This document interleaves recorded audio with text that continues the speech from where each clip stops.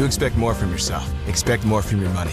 Get started today at Robinhood.com/yourmoney. Again, that's Robinhood.com/yourmoney. Your money, your move.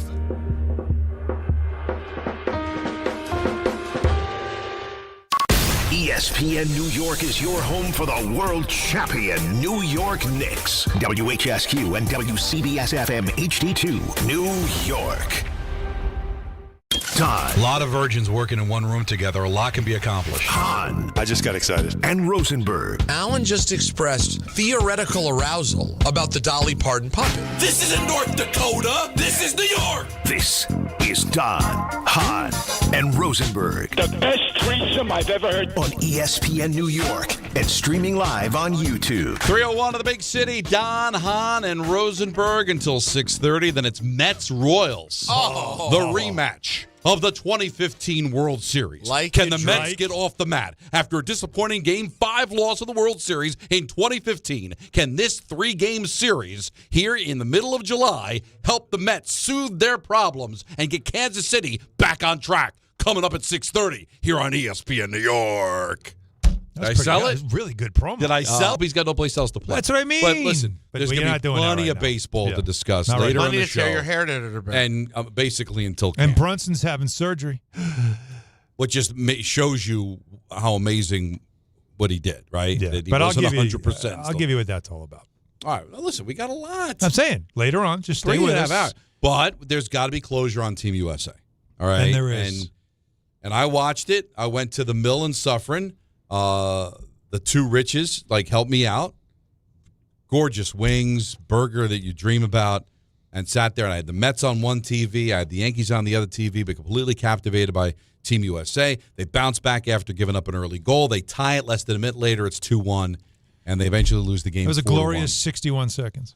Is that how long it was? 61 seconds. You know, and stop. Listen, Peter's going to have his opinion. Alan's going to have his opinion. But can we please stop with the analysis after it's over? It's like, oh, but yet still they captivated the imagination of the United States. And no, it's just another failed run. It looks a lot different than it did. And Peter will get into that in just a second. But it ends up being the same old garbage. And I'm sorry. The entire world is laughing at us right now. Laughing at us. After everything that went down with all the controversy over the last 36 hours, for that to be your response, that to be your effort. And anybody upset that Belgium's trolling you on social media and they did the Trump dance after a goal, you earned it. That you earned that. You got to wear that because, I'm sorry, the feel-good, the whole thing about, the soccer finally, 30 million people watch it, all the goodwill, that's not what they're in it for, man. They're in it to finally be a legitimate contender. And listen, enough already. Enough. They deserve to get killed. That effort, that performance, Peter, they just didn't look like they were ready to play. They looked overwhelmed by the moment, and they deserved the 4-1 loss. Where do I begin, Don?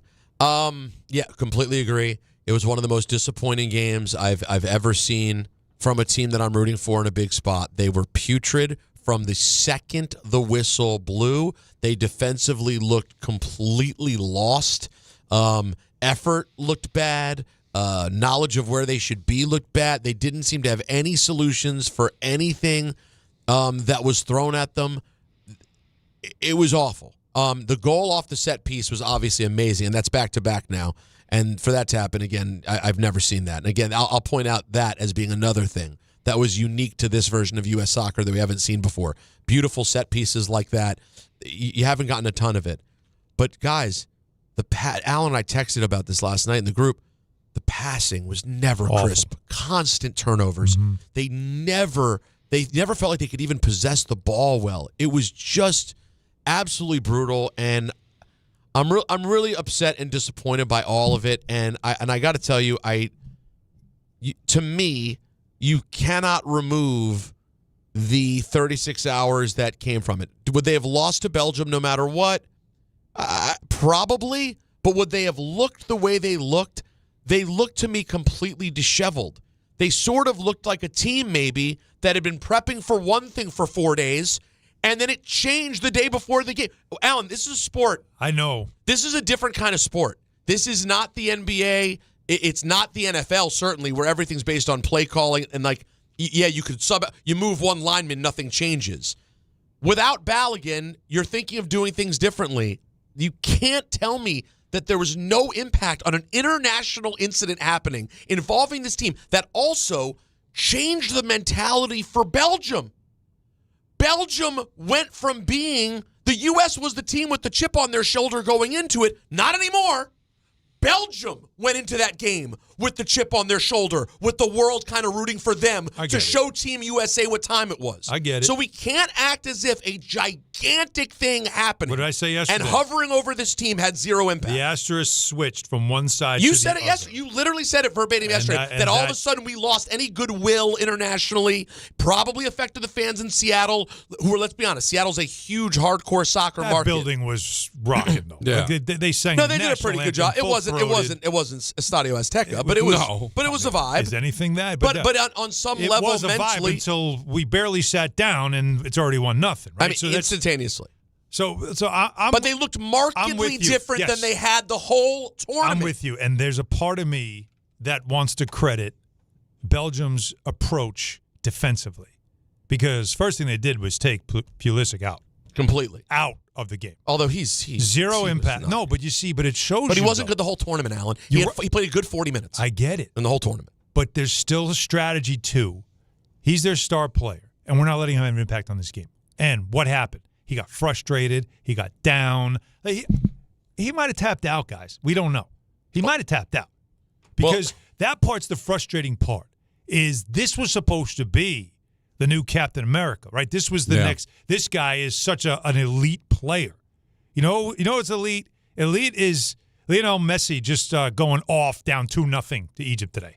Yeah, like that's what you need from a star player. Refusing. We are not going to lose. Now I understand he's one of the greatest players of all time, but the point I'm making is sometimes you could see it just watching the way a team is playing that they also are like, yeah, we're not at this. Does level. this sound like? Tell me. I'm asking honestly. I haven't heard it yet. I just heard about it. Does this sound like the guy who you need to be the star of your team to save you when the chips are down? Just twisted my ankle and just sprained my ankle. I mean, it's just frustrating to end like that, of course. But now I time to rest, so hopefully it'll be okay. Cool. Well, you can rest. No, 4 years. If you're in another World Cup, it'll be in 4 years. See you later. Sounds like Zach Wilson. How That's weird. How is that the There's face no- of your program? That can't be. First, what I need is him to have a little bit of pissed off in his voice. Well, because I don't. Little you know bit what? When of I bass hear in the voice, that, and listen, I'm no big soccer guy, but I'm a sports guy, and I've covered sports, and I've gotten to know athletes, and I watch that, and they look like a team that was overwhelmed by the moment. Yeah.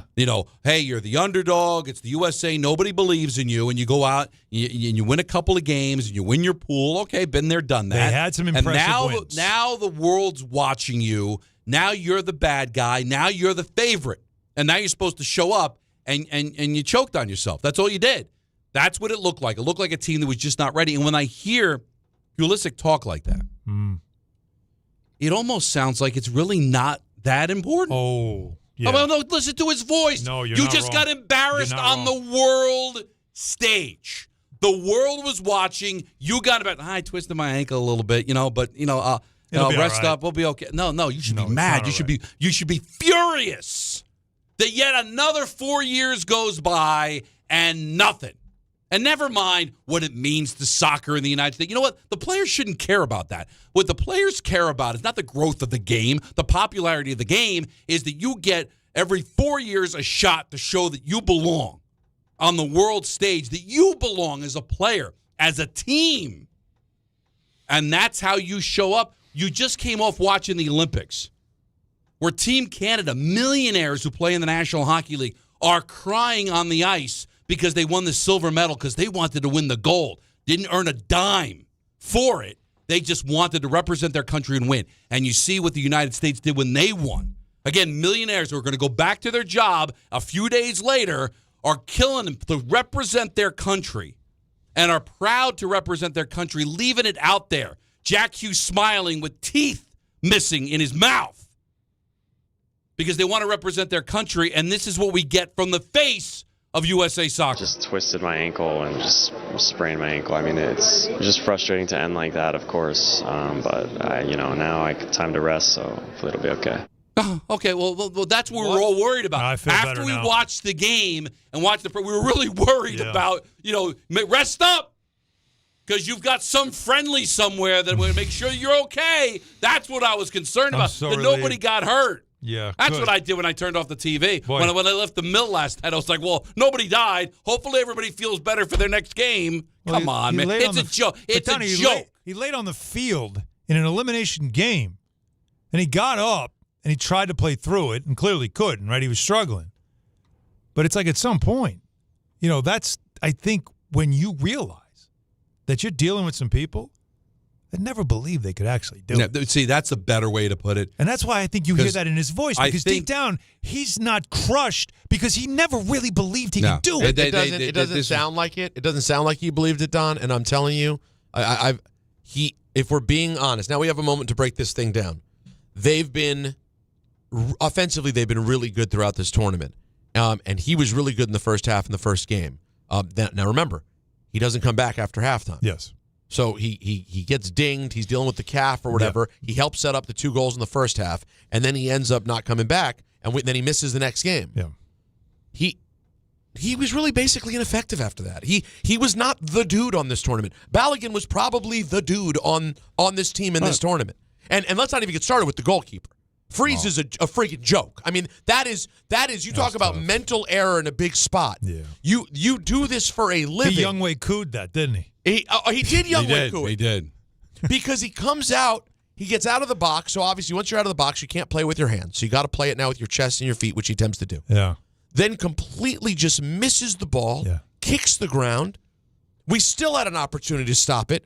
Can't. That was the moment. It had already been an embarrassing start, but that's when you can hear the Brazilians and the Argentinians and the French and the British laughing.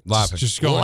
That really was a setback for the guys who'd worked really hard in this tournament to play better. That moment was a true joke. And I'm not talking about, fighting through the pain the way Brunson did. I'm not even going to go there, okay? Because I don't know how badly he was hurt.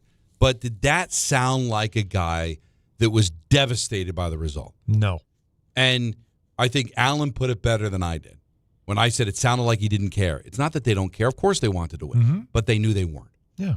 Because that's not where we're at. And right? As much as we want to build it up to be that way, I just feel like we're farther than we've ever been. This is what happens in sports. We start to believe in a team that goes on a run.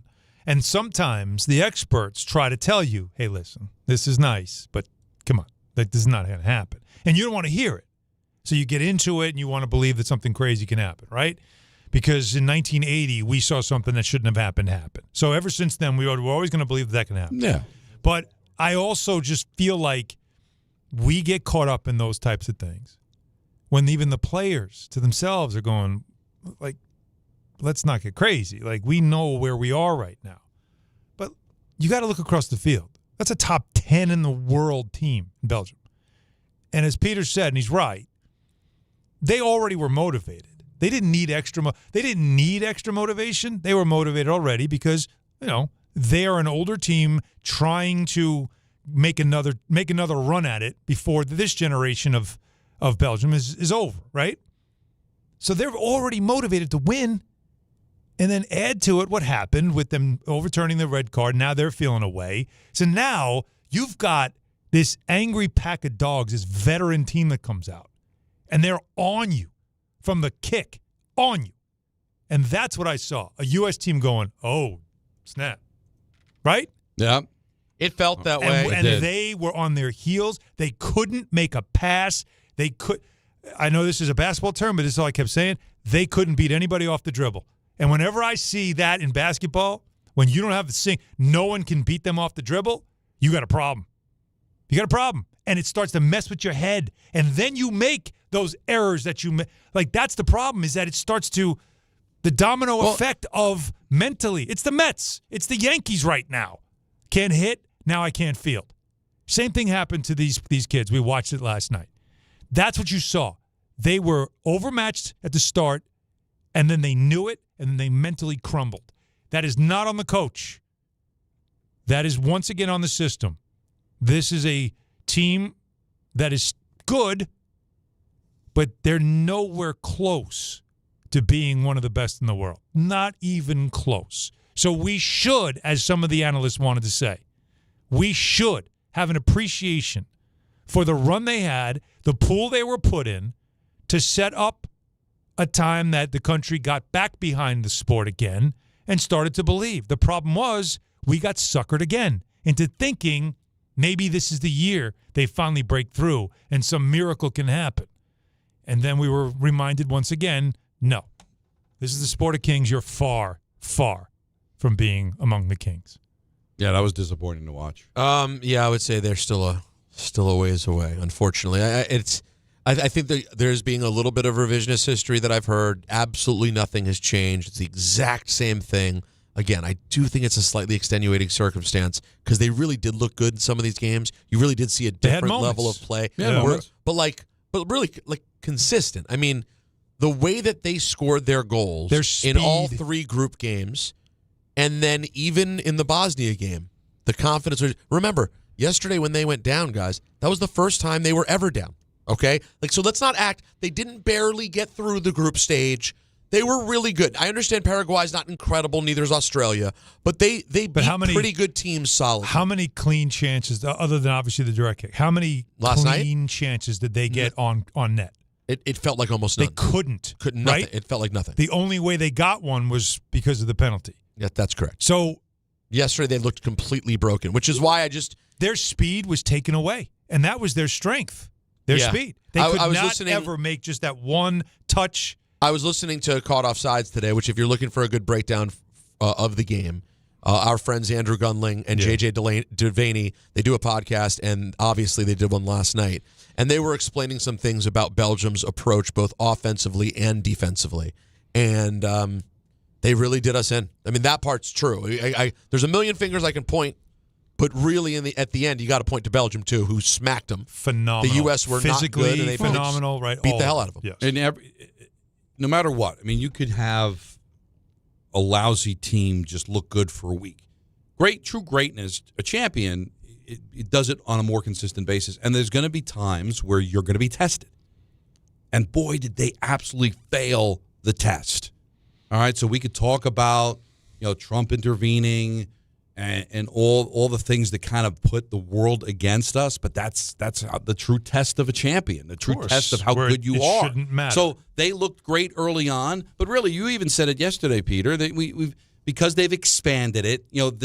We've seen them play, we've seen them get out of a pool.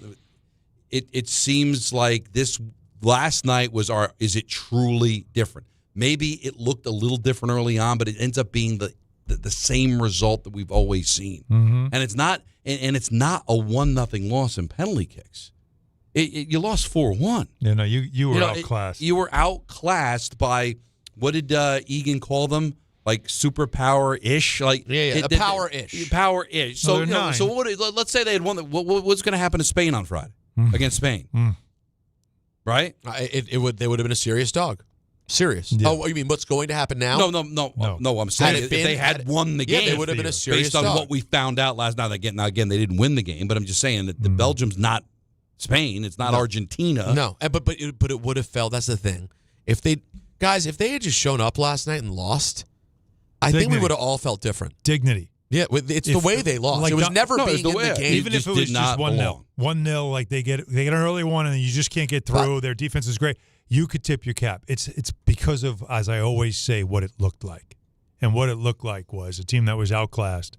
And I don't put this on preparation. I don't put it on coaching. Even you could see the U.S. coach kind of sat there just looking like, yeah, I've seen us at our worst, and this is our worst. I know what it looks like, and our guys are just, everything that can go wrong is happening, and there's nothing you can do about it. The worst time of it, of course. And what does it do for the sport in the U.S.? I don't think it does anything. I don't think it does anything negatively. I don't know what it does positively. But if anything, there should be just continued motivation by anyone in the development system. Because the one thing I hate about what we do in this country is we profit off of developing youth sports. We profit off of developing players in every sport. Club teams you pay for. Everything costs a ton of money.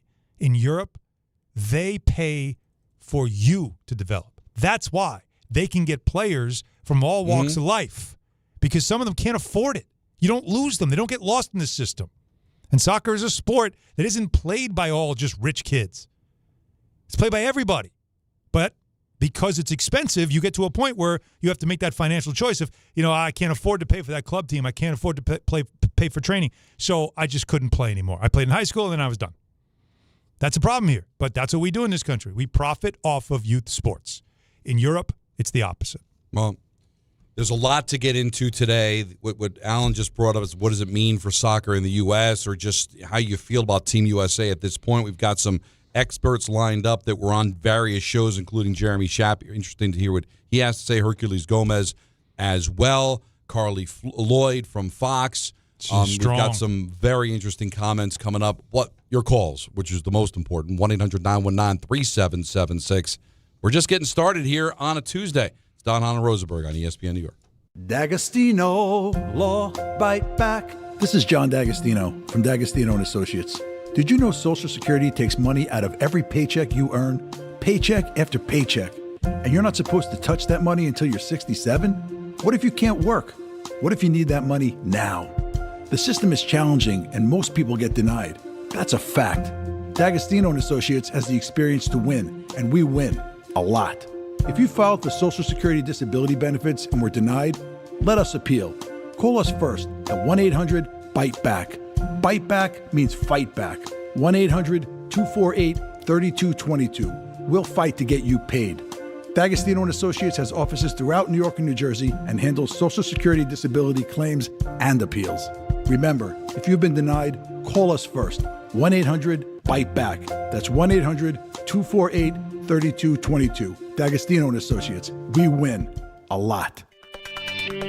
Tricon Construction is growing across New Jersey, delivering larger, more complex commercial projects with the precision today's developers expect. Because when the timelines, capital, and reputation are all on the line, you need more than a contractor. You need a true construction partner. Tricon brings experienced leadership, disciplined project management, and a team built around accountability and execution. From planning to completion, they build with purpose, professionalism, and pride. For serious commercial projects, build with Tricon. Visit triconbuilds.com. That's triconbuilds.com.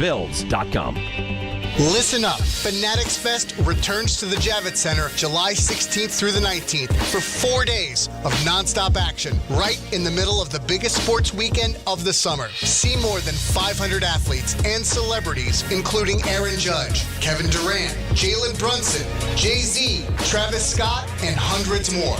All at the world's #1 sports fan festival. Tickets are on sale now. Grab yours before they're gone at fanaticsfest.com. This is the Michael K. Show. If for some reason they do not have focus, you have to make them focus by shocking them into focus. Send somebody down who has options that would never be thought to be sent down. Send them down. Release somebody. That'll get somebody's attention. You cannot keep playing baseball this way and expect things to change. The Michael K. Show, weekdays at 1 on ESPN New York and streaming live on YouTube. Presented by the Parisman Firm. From your neighborhood stop to the city and back, New Jersey Transit keeps your day moving. Reliable, convenient, and ready when you are. We're on this ride together. So keep aisles clear, use headphones, and be mindful of fellow riders. Small actions make a big difference, especially during travel times. New Jersey Transit. Ride together, ride better. Plan your trip at njtransit.com. Hey, Yankees fans, come out to Yankee Stadium on Monday, July 20th, when the Yankees host the Pittsburgh Pirates, and be ready to receive a traditional Yankees giveaway. It's Yankees T-shirt night, presented by Sato. The first 15,000 guests will receive a Yankees T-shirt. For tickets, log on to Yankees.com/tickets. Again, don't miss the Yankees and Pirates for Yankees T-shirt night presented by Sato on Monday, July 20th. Visit Yankees.com/tickets today. Now it's time for traffic and Susie Cerrone.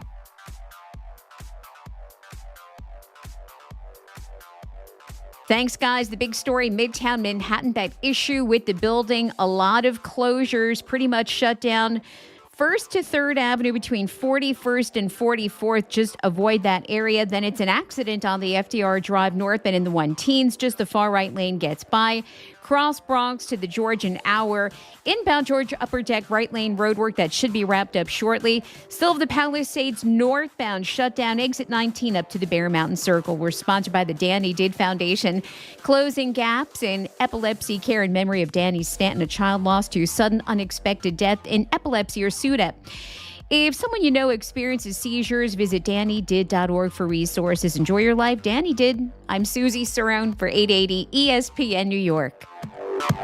This is a special notice to U.S. taxpayers owing $10,000 or more to the IRS. Tax Relief Advocates is urgently notifying taxpayers that tax relief initiatives are now available that may significantly reduce or eliminate what you owe. If you're afraid of an IRS lien, levy, or wage garnishment, don't lose hope. You can now take advantage of these current relief programs to end all collections, reduce the amount you owe, and resolve your tax problem. Even if you have years of unfiled tax returns or are already in a payment plan, you may still qualify for significant relief. Struggling taxpayers can now get relief they need during these hard economic times. A hotline has been established by Tax Relief Advocates for you to call and see what you qualify for. They are A+ rated with the BBB and have over 1,000 5-star reviews. Don't wait. Call 800-575-9087. 800-575-9087. That's 800-575-9087 or simply visit TRA.com.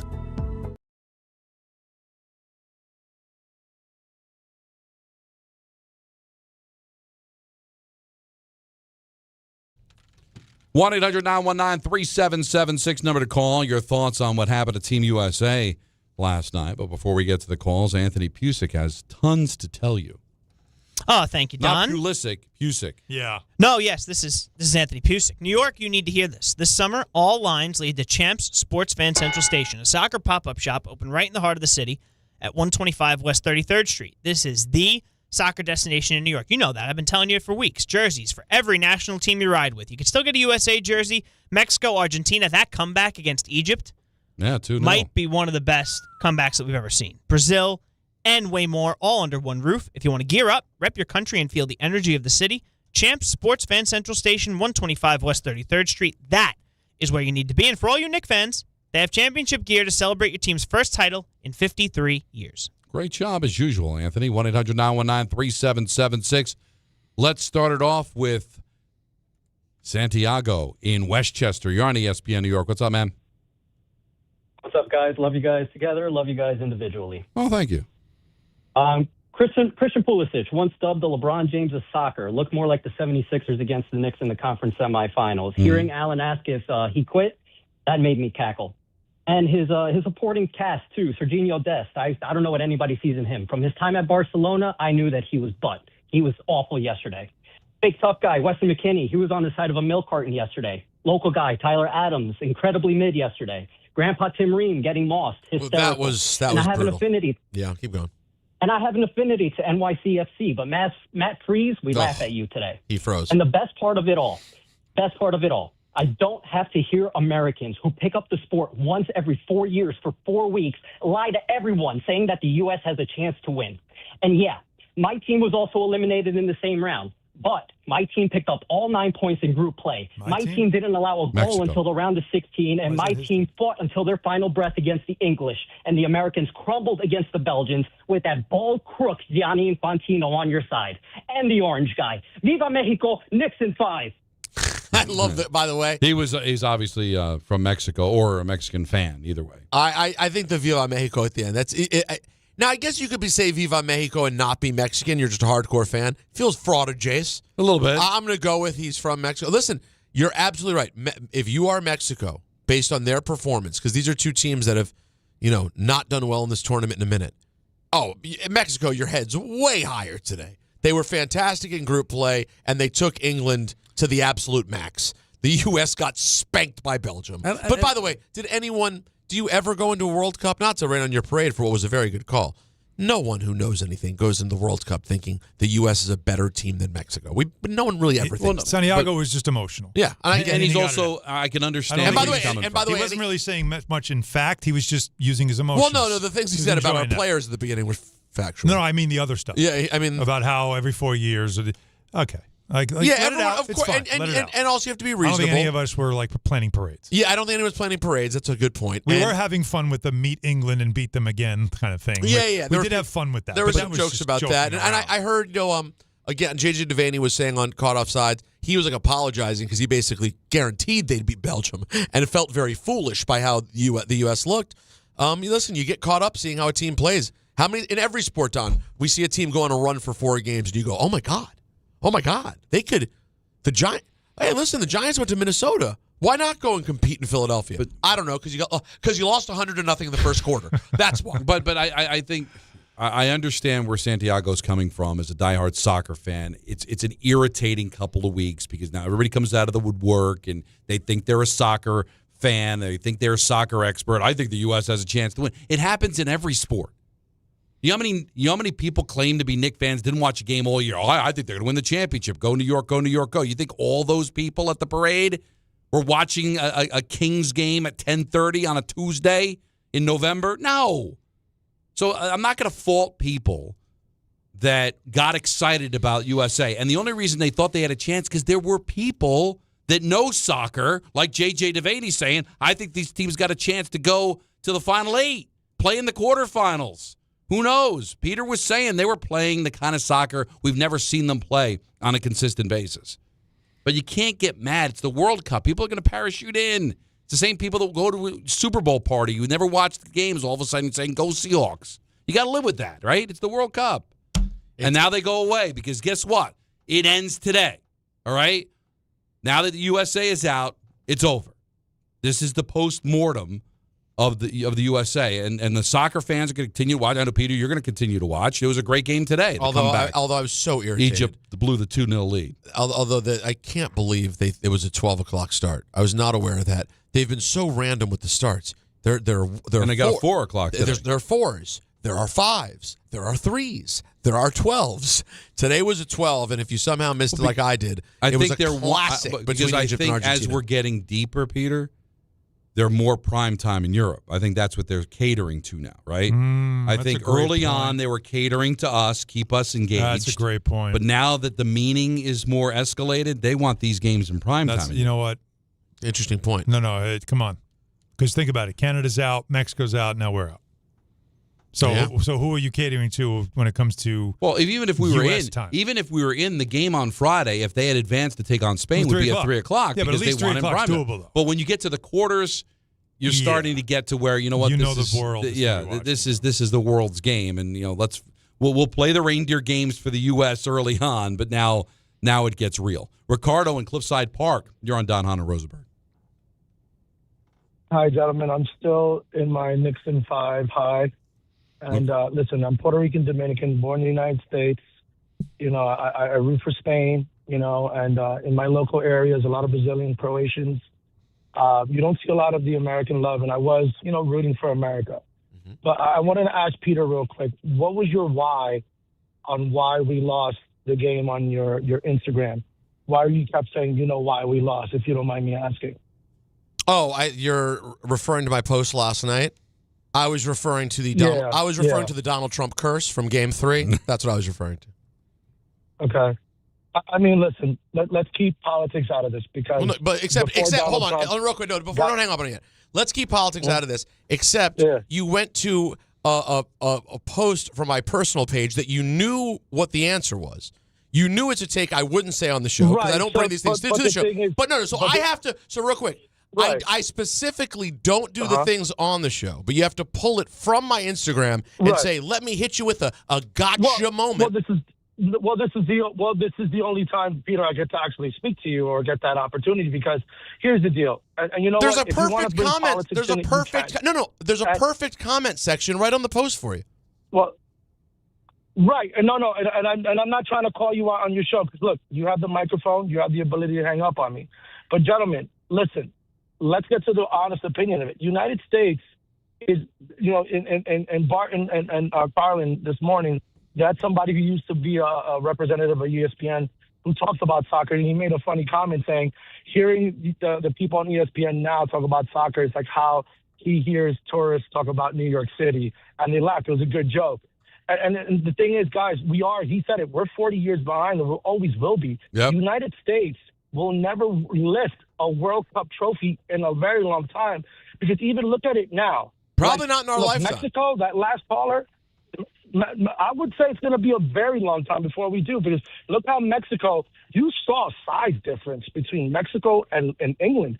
Man, England was a tower. Now, what Mexico's advantage was against England was the defense, them being a little bit shorter, and I'm not making any jokes or anything like that, but you could see the height difference. Mexico really had them, on the defensive end because that game could have gone even worse for England. But look, Brazil, another, team, every time they go into the World Cup, they're always favorites to win it. If the United States would have gotten past Belgium, which Belgium didn't even have two of their best players even playing, which they substituted the last two good players the last couple of minutes just to kind of warm them up. But if they would have gotten past Belgium and played either Spain, they would have gotten hammered. But what's Portugal in the final run, they would have gotten destroyed. So United States, you know what? It's like, look, the Dominicans too as well. I got friends that send their kids over to the Dominican Republic just so they could get better in baseball. In the United States, we play soccer. These guys that we're watching on TV, like the Mbappes and the Messis, they play football. That is a different type of sport. Well, are you just making the overall point in a very long way that culturally we are losing the war of soccer? We know that. No, it's never going to be won. That cannot be corrected. That would be like the U.S.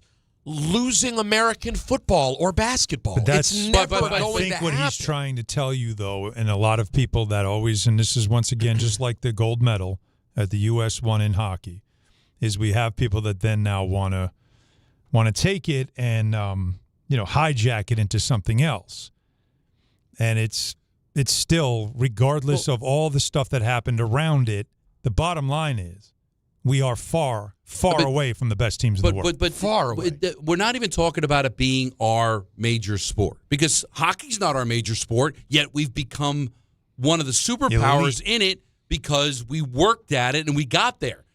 1980 was an outlier, right? We weren't the best team in the country or in the world, but we won, all right? But it took 46 years to win again. Even after they brought NHL players in 98, it still took another 30 years for us to be able to win. It takes a long time. And even though hockey's not our sport, we've now become a superpower in it. We could do that in soccer, but it's going to take forever. We've been trying for 50 years. Wait, let me ask you and we this. just have not gotten. We keep taking steps back. So let me ask you a question. Can you give a comp for where the U.S. was in hockey? Like relative. You got to remember, though, in 1960, they won the gold medal. In hockey. So 20 years later, they went through a point where the Soviets were just world domination. So that's what makes it so inherently different. There's also less countries. Yeah, there's less countries that play it. No, and here it's culturally so built into some of these places. It's just but we have developed, but over all the time, over Latin America.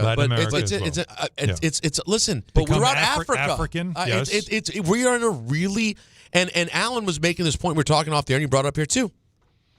Club teams there pay kids to play.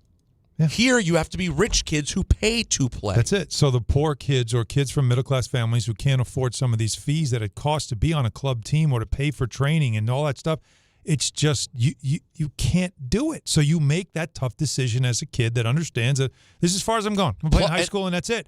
No matter how good you could have become. But when you're 12 and you're starting to show something special, you need and that's what happens overseas. The NBA does this in Africa. But you find people that have potential physically, and you bring them into your school, and you cover all the costs, and the parents are like, I don't pay for anything. But, all right, let them go. But there's that. But here's where there's the comp, Peter. Okay. Even though there are more countries that play soccer and all that, is that when the USA won in 1980, I think 4% of the NHL were American-born players.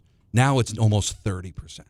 We are developing superstar hockey players that are some of the best players in the world. Yes. Playing, born, bred, reared here in the United States. Yes. Reared.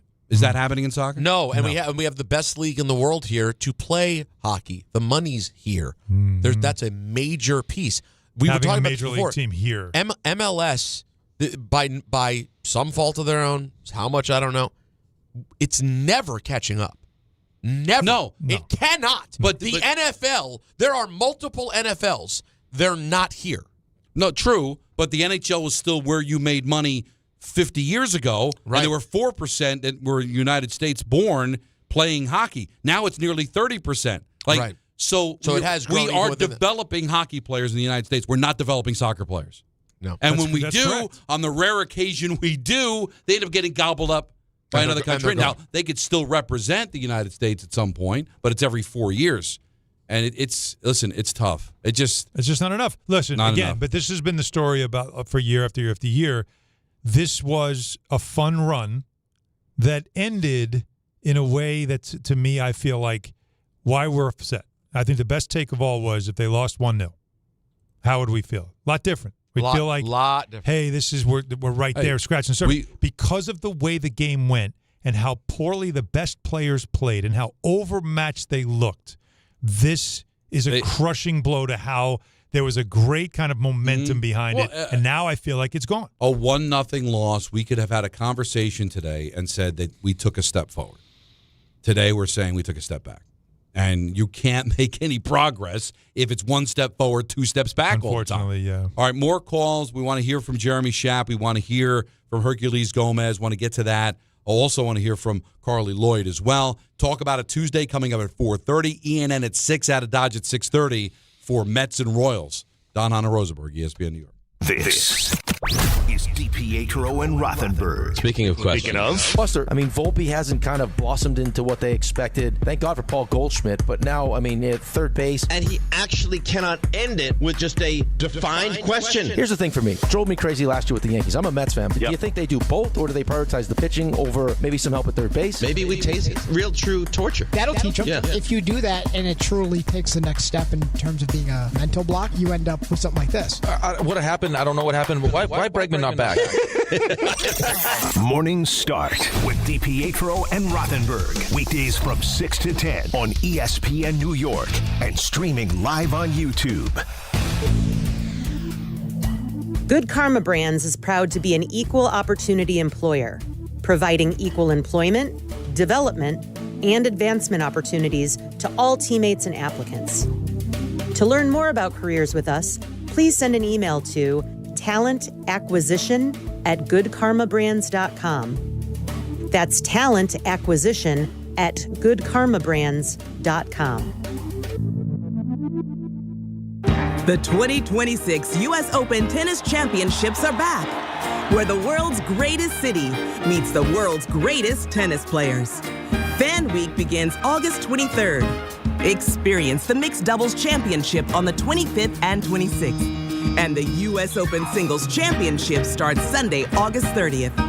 All tickets on sale now at usopen.org. The U.S. Open. Spectacular awaits. If you've been injured in an accident that wasn't your fault, then you need a lawyer who knows New York's unique personal injury and workers' compensation laws. At the Parisman Firm, they have decades of experience handling all types of accident cases and a proven track record of delivering huge results. Their team has already recovered nearly $1 billion for injured New Yorkers. From construction to car accidents and slips and falls, they've got you covered. Call the Parisman Firm now at 718-WORKERS, where your case is their cause. Get the justice you deserve today.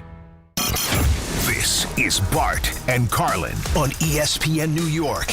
I'm one of the dopes that's sitting here 10 days ago saying, it's the American League. This league stinks. And it does. It does stink. And they very well may be in a position to win it anyway. It doesn't make me feel good about going forward. But if you're losing, what does that say about you? If the American League stinks, you're getting your ass kicked in, and what does that say about you right now? Bart Scott, Chris Carlin. Weekdays at 10 a.m. on ESPN New York and streaming live on YouTube. Refresh your yard this summer with 4th of July savings from the Home Depot. Choose your power starting at $99 with tools from trusted names like Ryobi and Milwaukee. From backyard get-togethers to end-of-summer upgrades, 4th of July savings on cordless tools deliver the power and mobility to keep up with every job without slowing you down. Power on the go is here, and summer projects are easier than ever with the Home Depot. While supplies last, see store or online for details. Progressive presents ways to save money that aren't bundling your home and auto insurance with Progressive. I can't believe the deal we got on these seats for the game. Wow, they must be pretty high up here. I think my ears just popped. Yeah, here, put this on. Is that an oxygen mask? An official team oxygen mask. Well, I can kind of see the field. Good, your senses are still sharp. You're going to need them for phase 2 of the ascent. Don't save money by sitting in the nosebleeds. You could save hundreds by switching to Progressive. Get a quote at Progressive.com. Progressive Casualty Insurance Company, affiliates, and other insurers. Not available in all states or situations. Get in the zone, AutoZone. Annie's first oil change wasn't as hard as she thought because she went to AutoZone, where a friendly AutoZoner helped her find the right oil and save on an oil filter. He explained the job and showed her free how-tos on AutoZone.com. When she was done, AutoZone recycled her old oil for free. Get a free oil filter and more during the Celebrate Free event at AutoZone, now through July 27th. Get in the zone, AutoZone. Restrictions apply. Empowered. Ellie here is getting the sleeve she's always dreamed of. She worked with Empower and planned for her next move, so she got good at money. Now she can be a little bad. Oh, by the way, you spelled journey wrong. No worries. She can afford the cover-up, too. Ooh, check out my tat. It says, invest well, live a little. Start today at Empower.com. Congratulations, New York. The Knicks did it. Through battle after battle, they dominated to become this year's NBA champions. Day in and day out, the hard work paid off. And you were there every step of the way. Enjoy the crown. Own it, because this year is your year. A part of your legacy that will never be forgotten. So celebrate this moment, show your pride, and shop the largest selection of official NBA gear at NBAstore.com. A Fanatics experience.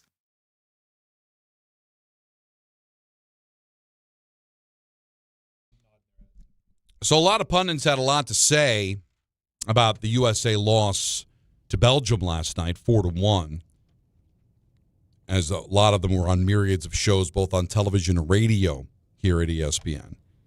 Jeremy Schaap does a terrific job, and this is kind of sobering.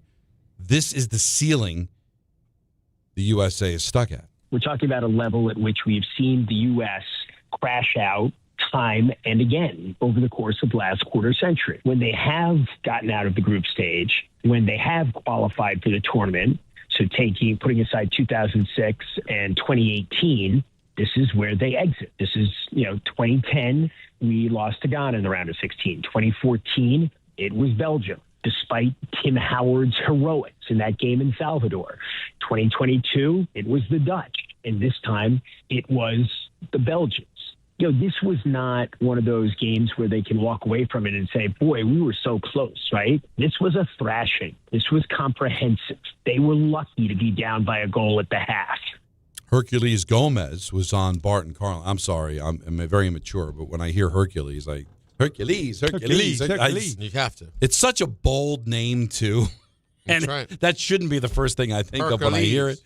But he gets to the point we were talking about. Are the best athletes not being attracted to soccer a reason why the U.S. lags behind other countries? No, it's not. Let me tell you why. In the NFL, you can have a player who's just a freak athlete get drafted who's never played, right? That's not going to happen in soccer. I saw a conversation, I believe it was J.J. Watt and Zach Ertz, having with their respective wives, and their wives played at the highest of levels for the U.S. women's national team. And they were saying that it'd be easier to pick up soccer ball and be good at it than it would an actual American football. And that couldn't be further from the truth here in America, or just in general. It's different coordination of skills. One is hand-eye, the other is foot-eye, which is very difficult. The greatest player that's ever played is about 5'6", and looks like he should be doing my taxes, weighs $140. That's not how it works. This is more chess than it is athletics. Being a freak athlete will absolutely help you, but it doesn't guarantee you success. We look at it from a different lens, being American. This is one of those sports that you can't just be a good athlete and pick up. If LeBron James dedicated his whole life to soccer, that guarantees you nothing. That would guarantee you nothing. You would have no guarantee that he would even be a decent soccer player. So what does that mean, though? That you can't be trained? Like there's only a certain type of person that could be a soccer player, and why can't it happen here? that felt like that was a response that didn't make sense to me. I'm just trying to follow the logic. I think LeBron James can do any. If LeBron James has athleticism, if he wanted to be a linebacker in the NFL, I think he'd be a linebacker in the NFL. I think if he wanted to play soccer, I think he'd be able to play soccer. He just didn't. He played basketball. But I said, don't know. I would have wanted to follow up on that. Like, I know we're using the audio and it's compelling audio, but there's so many questions I would have to follow up on that theory because that didn't make sense to me. But because it kind of suggests, and I'm not going to play it again. It's a minute long. Please don't. But you love is he suggesting that there's just something in your DNA that makes you a soccer player, and we don't produce that in the United States? Perhaps that's in there, but like. I don't totally disagree with that. We're a country that is basically made up of people from all over the world. All the countries. I know, but sometimes it's to say that, well, we don't have the type of people that can play the sport at a high level. I don't think he means like the physical. Well, there's another one here where he says, how far behind is the U.S. compared to top competition? Well, there are 48 teams in this tournament. Only 8 countries have ever won it. That should show us how difficult this actually is. We are crazy. American. Sometimes we are arrogant, and that's okay. It's what makes this country great, and it's what makes it innovative, and what makes you keep pressing forward and keep trying to break new barriers, and I am here for it. But let's not pretend we're anywhere near the world's best. I've been labeled as overcritical when it comes to this national team. I had them finishing 3rd in their group. This team right now is not going to surprise anybody in world football, and I'm saying that respectfully. They are who I thought they were. They are who the rest of the world thinks they are. There needs to be, for as many Christian Pulisic's that are great players, there needs to be 100 of them out there. That's the way the rest of the world works. In this country, you have the luxury that in all sports almost that matter in the U.S., there's a draft system where if you're at the collegiate level, you're among the best in the world. If you're playing college soccer, that's great. You're going to get an education, but you're nowhere near the best in the world. You're nowhere near. There's a different type of system. Players are playing at 16, 17 in first division. It's cultural. This is going to take time, and that's okay. You can do things your way, and that's okay. But let's not expect to be the best when we're not. Well, okay. Again, we have a firm grasp of the obvious now.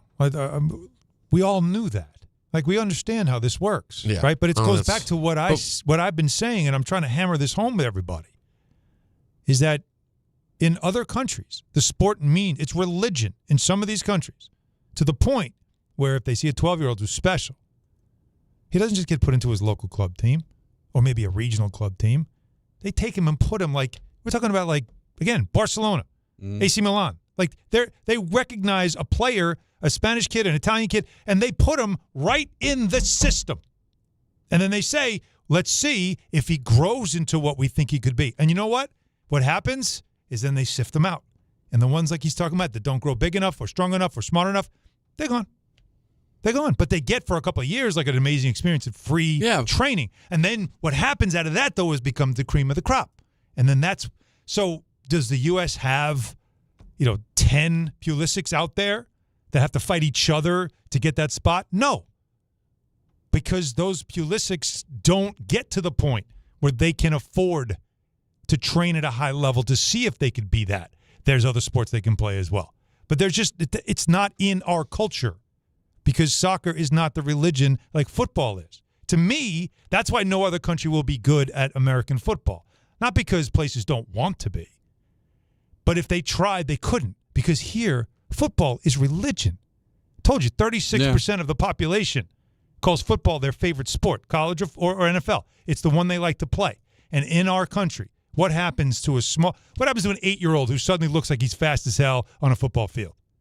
He's all over Instagram. People we have kids that are 12 that are committing to colleges in football because it's a religion. It's just cultural. That's all it is. And if you're really good at, I think Marco, and I know I'm his dad, but I think he's a good athlete. It seems like everything he plays it at a really good level. Mm-hmm. And he goes to the Real Madrid soccer camp, and he always does well. And he plays baseball, and he plays all the sports at some level. But what he's going to end up really committing himself to is going to be any other sport but soccer, because he can say, I want to be in Major League Baseball. I want to be in the NFL. I want to be in the NBA. But if I want to be in the NHL. So what camp is this again? The Real Madrid. Yeah. I guarantee you, if he was the best player by a mile at that camp, somebody would be contacting you. Well, I'll tell you what happens. Yeah, probably. When he goes to the Real Madrid, maybe it's just a money grab. I don't know. But when 3 years he's gone to the camp, they will tell you select kids will be chosen to go to Madrid in November and train with the national team. Yeah. Every year he's been invited to go. Yeah. And we don't send him because it's in the middle of school. It costs a fortune. Right. Now, there's two things. A, yes, it is a money grab. B, it still is an opportunity. Right? It is an opportunity. But that's our country. This is about making money over here, not over there. They wouldn't make you spend a dime if you lived over there and he was in the same camp. You know, it's funny. Like I don't. They know Americans. Listen, some of the kids in the camp are older. Like Marco's 8, but there's kids that are the camp goes to up to 18. Yeah. Right. Okay. I don't see any scouts at this camp looking and saying, "Oh, that kid's good. Let's put him in our program." It's not scouts. It's just. Well, you know what I'm saying? Like send him over. Yeah. Yeah. Real Madrid's there. It's not a U.S. It's run by probably a local camp, but they use the brand. But the thing is, if Marco was some kind of phenom, right? If he was like a Freddie Adu, who would have the inside track to get him? Real Madrid, right? Of course. I'm sure that's how it would work. But their brand now is in the faces of these kids, and now the kids grow up and they become fans of it. So what do I bet on, Peter? Talk to me. Well, it's still soccer's over now. What do I do? No, it's not. It's still the biggest stage in the world. Of course it is. FanDuel still changed the game. In fact, now maybe they're still playing? You got to pay more attention than ever because with the U.S. out, you can focus on this. If your player gets subbed off, your bet does not go with them. Not anymore. With FanDuel Super Sub, if the player gets subbed out, the bet stays in. That's right. The player leaves the match, bet continues on with the sub in the game. So you're still in it until the final whistle. Visit FanDuel.com/local to get started now. Let there be goals this summer on FanDuel. 21 plus, physically present in New York. For help with a gambling problem, call 877-8-HOPE-NY or text HOPE-NY 467-369. We got more calls to take on this. We've got to talk about a Tuesday at 4:30. Got to get into what was a really big Yankee win. I know it's only July, but that was pretty impressive. Hahn and Rosenberg with you till 6:30. Then it's Mets baseball on ESPN New York. D'Agostino, Law, Bite Back. This is John D'Agostino from D'Agostino & Associates, and I know how a serious accident can change your life just like that. I'm Jenna D'Agostino, and I understand that with pain comes medical bills and time out of work. Let us get you justice. This is John Ryan, the closer. For over 35 years, our family has been getting accident victims every dollar they deserve. I started this firm for the injured so they can bite back against the insurance companies. Our legacy is to get you justice. Bite back. To get you paid. Bite back. At D'Agostino & Associates, bite back means fight back. When you're hurt and they blame you, we bite back and get you every dollar you deserve. We have offices throughout New York and New Jersey, so call us first at 1-800-BITE-BACK. That's 1-800-248-3222. 1-800-248-3222. I've been there, and I'll be there for you. Hey, it's Alan Hahn. At Rings End, they're there to help realize your modern design visions. That's why they partner with Marvin. Engineered for big ideas, Marvin Modern Windows and Doors deliver effortless elegance, expansive views, and industry-leading innovation, all in a modular system designed to meet the exacting principles of modern architecture. Experience Marvin Modern at a Rings End showroom today and create something stunning with them. Rings End is a certified Marvin installing retailer. Monkey Sports, built by players for players, is your one-stop shop for hockey, baseball, lacrosse, and more. Find top-name equipment and expert in-store services like sharpening, break-ins, and relacing. Shop in-store at Monkey Sports in Farmingdale or Woodbridge or online for all the top brands. Whatever your sports, Monkey Sports gets you game ready fast. Monkey Sports, where athletes shop. This is a special notice to U.S. taxpayers owing $10,000 or more to the IRS. Tax Relief Advocates is urgently notifying taxpayers that tax relief initiatives are now available that may significantly reduce or eliminate what you owe. If you're afraid of an IRS lien, levy, or wage garnishment, don't lose hope. You can now take advantage of these current relief programs to end all collections, reduce the amount you owe, and resolve your tax problem.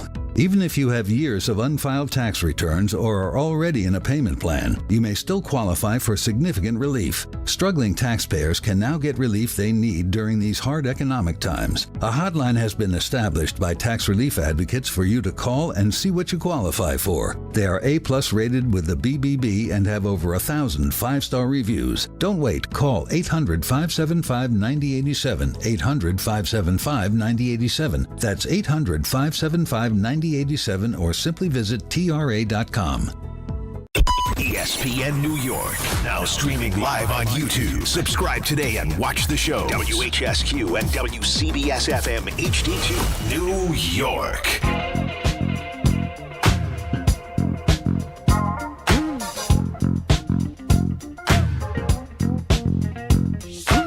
.402 in the big city. Don, Hahn, and Rosenberg with you till 6:30. At that point, we'll hand it off to the Mets, looking for their third straight win. They start a series with the Kansas City Royals. We're still talking about the U.S. soccer situation as the season ends for them. Another World Cup of failure. We got tons of calls to get to as well at 1-800-919-3776. But maybe one of the most biting criticisms we got last night on Fox was Carly Lloyd. Oh, yeah, give it to me. Who called out Team USA and Pulisic for what happened last night. I felt like they lost the game before they even stepped out onto the pitch, and I'm not sure why, and I don't know, just from the beginning, just chasing, tentative, scared, just not confident on the ball. And I think big-time players, you wanted some of those big-time players to step up in big moments. And I got to be honest, I was a bit disappointed with Christian Pulisic. I think whether he wants to be the star of this team or not, we didn't see enough from him in this particular game and really the whole World Cup. Little glimpses here and there. Yeah, there's the psychological part of anything. Strong. All right? Sometimes you do get overwhelmed. Sometimes you don't feel like you belong. And I think, and again, we played it earlier in the show, but if you're just joining us, Christian Pulisic after the loss last night. Just twisted my ankle and just sprained my ankle. I mean, it's just frustrating to end like that, of course. But now I got time to rest, so hopefully it'll be okay. Who does he sound like? I'm glad he's got time to rest. Who does he sound like? I don't know. It sounds so familiar. I want to say Ryan Garrett Reynolds, Cole? but it's not Ryan Reynolds. No, it's not Garrett Cole. No. Garrett Cole is Patrick I'm not Mahomes, sure. the Jays. I can't listen to the cut again because every time please I hear don't. it, but it makes me sick. Something in his voice that I'm like, this sounds like there's somebody definitely an we've audio heard before. Doppelganger in there. Yeah. But again, it's also it's missing any type of, it's like, it sounds so dead. Like, no, it's well. Hey, we lost. And the conclusion but that I don't we came think he to feels that way, but he's coming off But you nailed it. You nailed it earlier. Like, I went after him like I go any other athlete. Like, do you care? Why does it sound like he doesn't care? He's already moved on. But I think it was just that acceptance of we weren't going to win this anyway. This was going to end at some point. I'm telling you. And ended up ending now. If not now, it would have ended Friday. Like, it's a big they difference, though. never really believe they can win. And listen, we know how hard it is to win. That was an amazing stat that Hercules Gomez gave about how many countries participate and how many have won. Out of 8 40, out of was it 96 years? Yeah. Can you boys name them? Well, you got Brazil with a bunch. Oh, yeah, you bet. Give me Italy. Oh, yeah, absolutely. England? England a long time ago. It doesn't matter. France, obviously. Oh, yeah. France. Germany. Yeah. All right, what are we at now? That's about, what is that, 4? 5. We're at 5? Argentina. Oh, yeah. All right, 6. Absolutely. 6. We need 3. Are there any No, outliers? there's only, you said you had 6 already? Yeah, there's 2 There's only 8. There's 8. There's So only there's 2 8. more. Only 8. So any outliers? Any There's an outlier. there's It's going to one be that tough. Doesn't make sense. There's one that's tough. Yeah, it still- they won 2 in the first 4. Is it that's the whole still a thing. country? Yes. It's still a country, and I get we got to go continent too. Give us a continent. South America. And they won 2 of the first 4. That's right. But we wouldn't think of them. And they are not in this World Cup. They're not in the World Cup even. But are they considered, like, when we hear it, we go, oh yeah, marquee soccer franchise, or no? No, I wouldn't say that. Bolivia. No. Chile. No. That's a good guess. I like what you've done. Uruguay. There you go, Peter. There you go. Uruguay, as opposed to Paraguay. That was the hard one. Who did you guys not? That was it. You said you had 6, and then 7. And that was 2. It's 8 teams. They won twice. Yeah, they won. Sorry. Is the other one Europe? Well, what do we have? You've mentioned Germany. You've mentioned France, England, Argentina, Brazil, Uruguay, Brazil. Yeah, you said Spain. Italy. You had Italy? No, we had Italy. Italy. We didn't have Spain or Portugal. Well, there's no Portugal. So Spain. And Spain. There you go. Spain's the last. I thought we said Spain. Okay. No, right, there it is. Yeah. All right. So isn't that? But it's hard. But it's hard to do. Think about that, and but this is what's so crazy, man. Like, you waited. This was the culmination of you could say not just 4 years. So Norway, the big run for Norway, right? Oh yeah, there's a big one for Norway. This is big. Yeah, I'm probably feeling Norway in terms of where I'm rooting. You know what? Red, white, and blue. Love the star player. Yeah, the whole rowing thing. The rowing thing's fun. That's my team. But now. you really think about it. Norwegian wood. That's right. We know how you feel about that. Forget Norway. This is like more than a culmination of 4 years. This has been a real build because you thought if the U.S. ever has a shot, it's going to be when they're hosting. And they hosted in 94.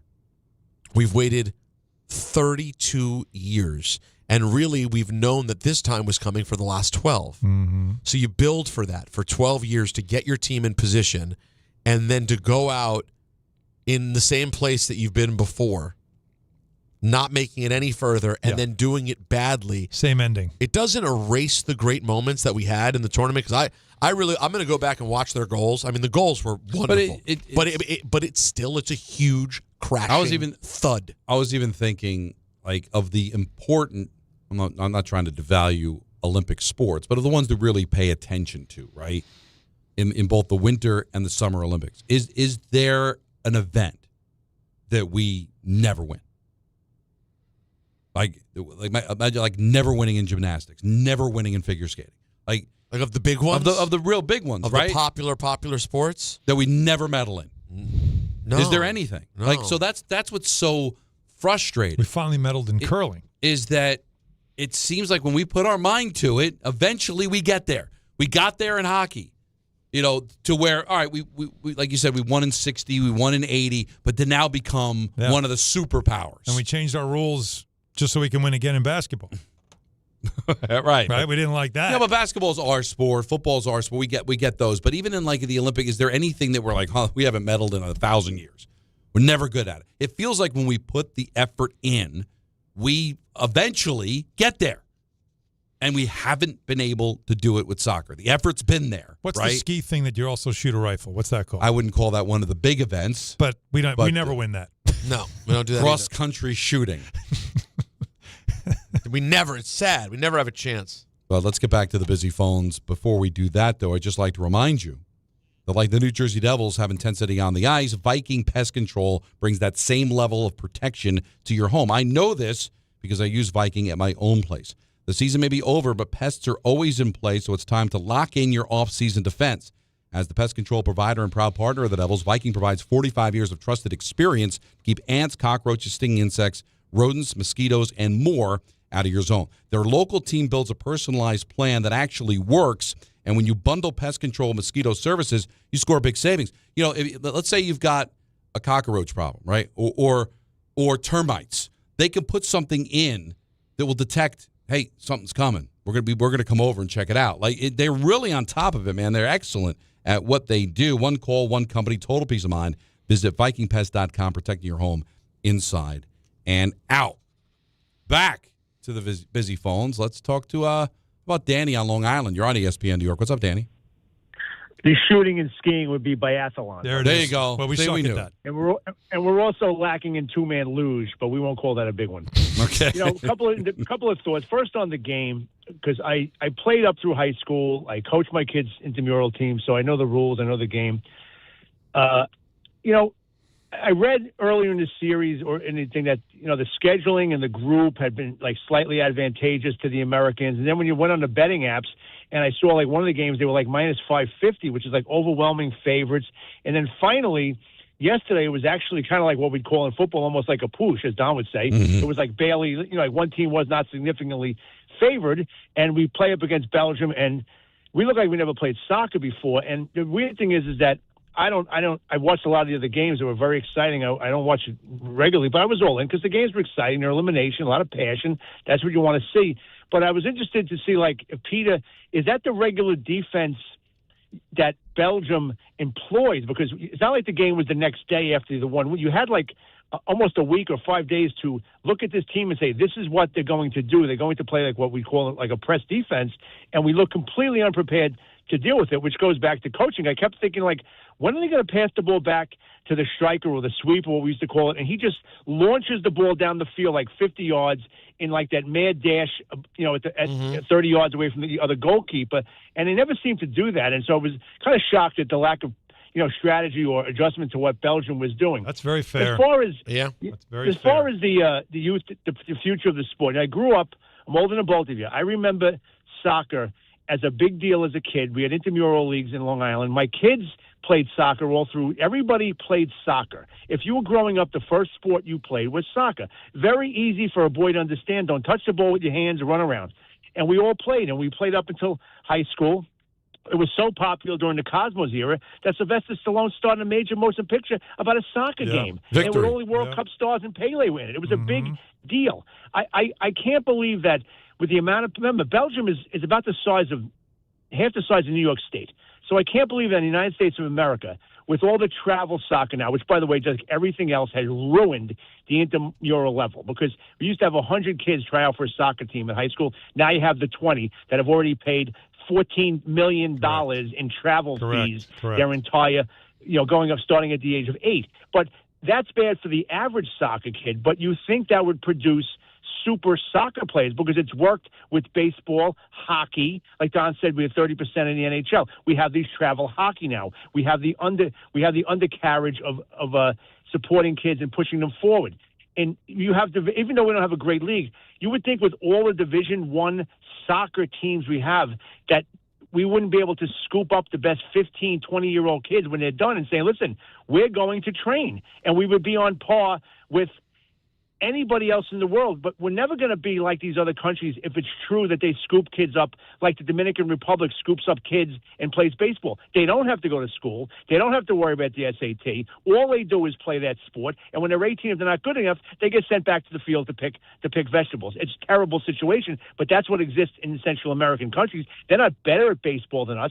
They're just basically committing child abuse at some level, as far as I'm concerned. Just so these other countries, if they're taking those kids on the taxpayer dime and sending them to soccer camps, we're never going to have that. If that's what we need to compete, we're not going to have it. That's exactly it. Yeah, I think you nailed it. That's a good one, Dan. It's exactly what's happening.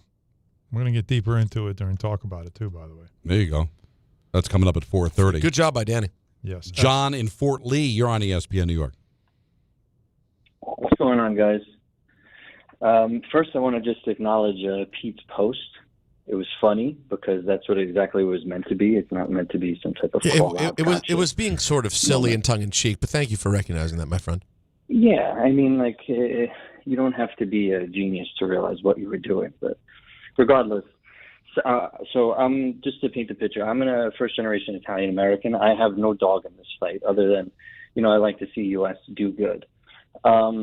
With that being said, this was Belgium's bronze generation, let's call it, because the golden generation is gone. They aren't what they used to be, but still the worst Belgium of probably 15, 20 years is still way better than the best U.S.A. of the last 15, 20 years.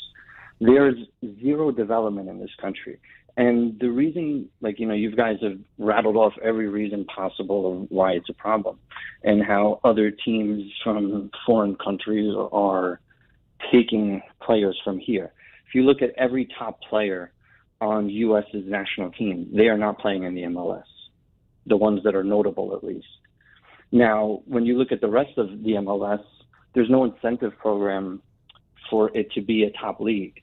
Every other major league in the world, even in third world countries, have a relegation zone where if you're the bottom 3 team, you get dumped down to the B division and the top 3 teams from that B division come up. There is no penalty for losing and being terrible in the MLS. Mm-hmm. With that being said, you look at how teams develop in other countries. They have, instead of travel teams like we have here, like the guy was saying previous call, they have just the youth teams. It would be like the Jets has an under 12 team, or the Yankees has an under 15 team, and these kids are playing for a team, a real club, and they're also being trained. They're getting schooling. It's a full blown business. This is a wheel we've never seen here before. The closest thing to compare it to is probably American baseball and how there's the farm league and everyone gets built up from it. Outside of that, right, you look at the women's national team in America, they're a powerhouse. They have 4 World Cups. What, is there no communication between like the organizations where they're saying like, hey, we're not capable of producing talent or knowing how to source it. What are you guys doing differently on the women's side that we're not doing? What I need to know, John, and educate me, because you know far better than I do, but like, how open is the Women's World Cup? Do less countries participate? Is it easier path for the women in the World Cup soccer than it is for the men? Like, why? Because if the same development program, and you would think that they'd be at the same disadvantages, why have they won 4 World Cups and the men haven't? So I guess the difference is maybe the competition might not be as good in the qualifiers versus, men versus women. Like the qualifying groups are more or less the same, like because it's a regional based like qualifier. So they're going to be playing against teams that they play every 3 years to figure out if they're going to go to the World Cup. And let's say for someone like me, right, I'm an Italy fan. I've been in the dumps where it's pretty much like the Jets of national soccer. Right. And the unfortunate part is what people don't realize is like kind of the qualification process has changed a little bit too for like European teams. So Italy is in a group that Norway is also in. Italy went undefeated during qualifiers, but because they have to go against a man named Erling Haaland that scores goals like other people breathe air, it becomes almost an impossible task to win that group. Now, in America, right, like you have kids that are great at soccer, and you're coming up, you get to like maybe 5th grade, 6th grade, you look around, every kid and friend that you have in school is playing other sports. I don't have to tell you guys how expensive it is to play sports as a kid in this country. Oh, well, Alan's going to get to it, too. No, listen, I'm seeing it myself. It's hard between the equipment and the training and everything that goes into it. But in some countries, like soccer's the national pastime. That's all you're going to play. But for my son, for Alan's son, for, if Peter has a boy down the road, they're going to have plenty of options. There's going to be baseball. There's going to be football. There's going to be basketball. We can play hockey, soccer. Like, there's so many. I got in September. We're going to send Marco to a hockey camp. He just came off a soccer camp. He's got a baseball camp coming up in August. Like, he's going to have options. Well, you want to keep him busy, but again, well, you'll get to it coming up before because we got to talk about it. I don't want to get too much in the weeds with this, guys. I know you're passionate about it, but like, I don't think there's any real easy answers to why we're in the situation that we're in. We're still good enough to qualify. We're good enough to win a few games. But we've hit a wall, and it's been a 50-year wall that doesn't feel like we're ever going to cross. I think the truth is this is a hard truth, but I'm okay with it. It's never changing. Maybe one day an all-time great player will come along who sort of changes the level of popularity, and is able to be the person. Like, imagine, Pulisic didn't sound the way he sounded and was a real star for our team. Like, imagine I'm not saying, let's be realistic. I'm not saying we had Messi, all right? But like Vinny Jr. for Brazil. Like some guy who's not literally the best in the world, but we had like a top 7 or 8 in the world player. Maybe that person could get us through another round. Maybe even they get us to the semis one day. And that would be amazing. It's never going to change MLS. MLS, it can be successful, it can be popular, it can make money. Never going to compete with any of the major leagues in Europe. However, in a weird way, guys, and I know I'm angry today and I'm upset with their performance. I'm okay with it in general. Like, I'm okay with them being a dog. I just want them 1 year to, while I'm alive, go on a real run. That's really it. I know only 8 teams have won the whole damn thing. You don't need them to win. No. But get to the last 4. Maybe play in a championship game. Or at least don't go out like you went out. Or go out like that. At least don't do what you did last night. Yeah, lose 1-0 in kicks, right?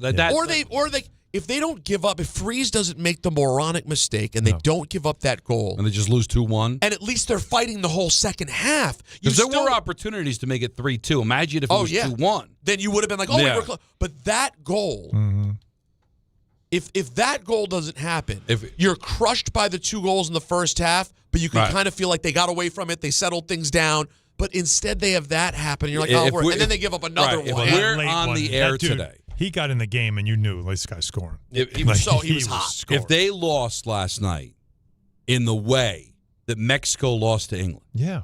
And we're talking about that game the way you guys talked about Mexico. Then there would have been like, you know what, I'm good. Not all losses are equal. This was a really bad loss. You needed to answer, and you just didn't. All right, still plenty of calls to get to. We'll get to the Yankees as well. But coming up, it's Talk About It Tuesday. We got ENN at 6 as well, leaving at 6:30 because we're going to hand it off to the Mets and the Royals. If you're a parent of any kids who play youth sports, you do not want to miss the next segment. All right, Alan's teased it up.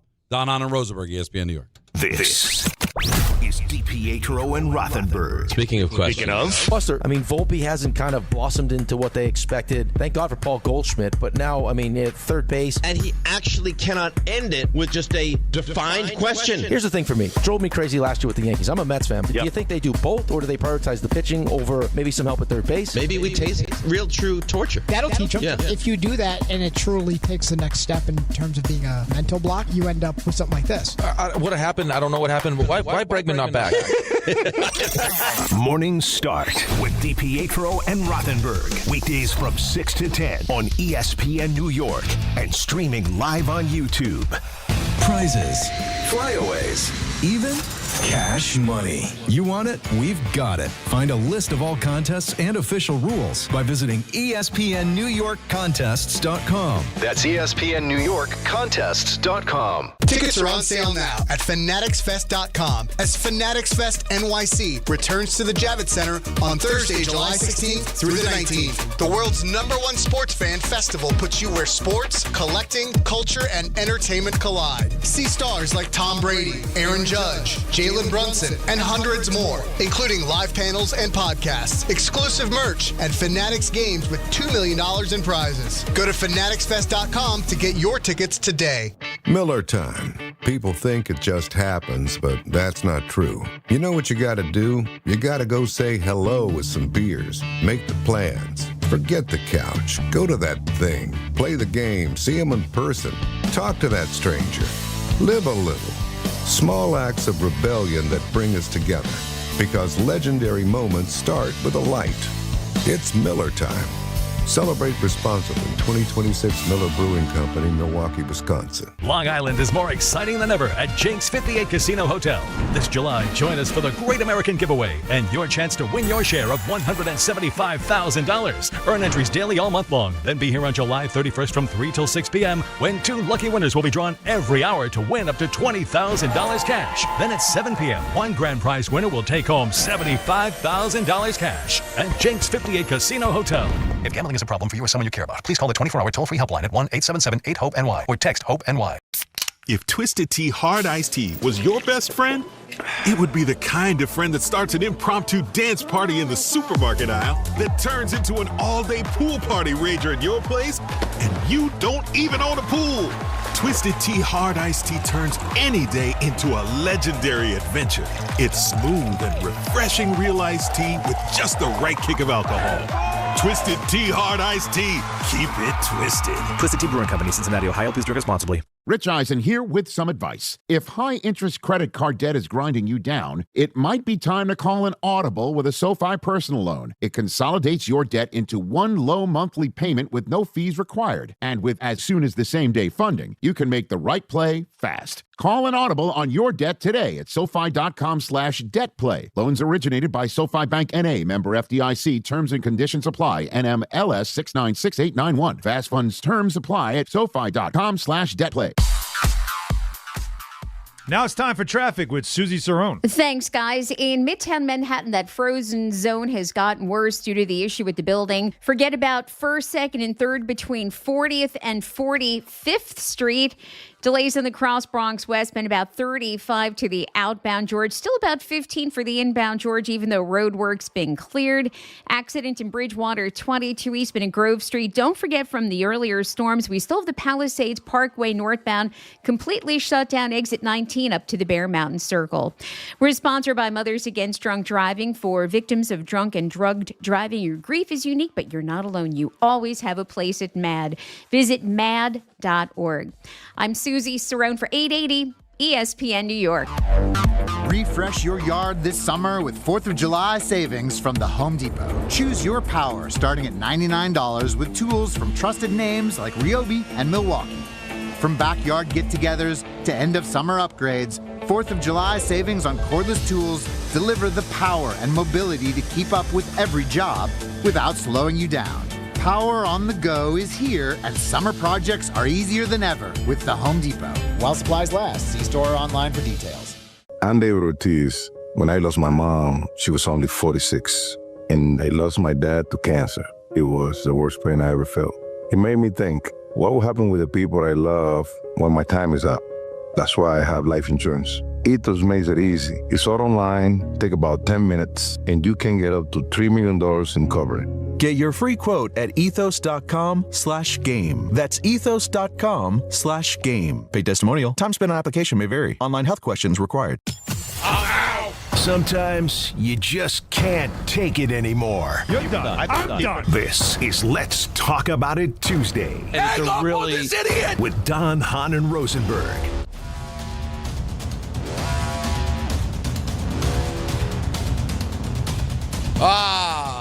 Talk About It Tuesday. What do you say on a day like today? Well, Alan's got... When you know it's going to be 4 more years before you can care about this thing again. I'm going to be... No, listen. Maya will be... The next time there's a World Cup, Maya will be 5.5 years old. Yeah. Probably into it. Should be in school. Whereas yesterday I was trying to get her to...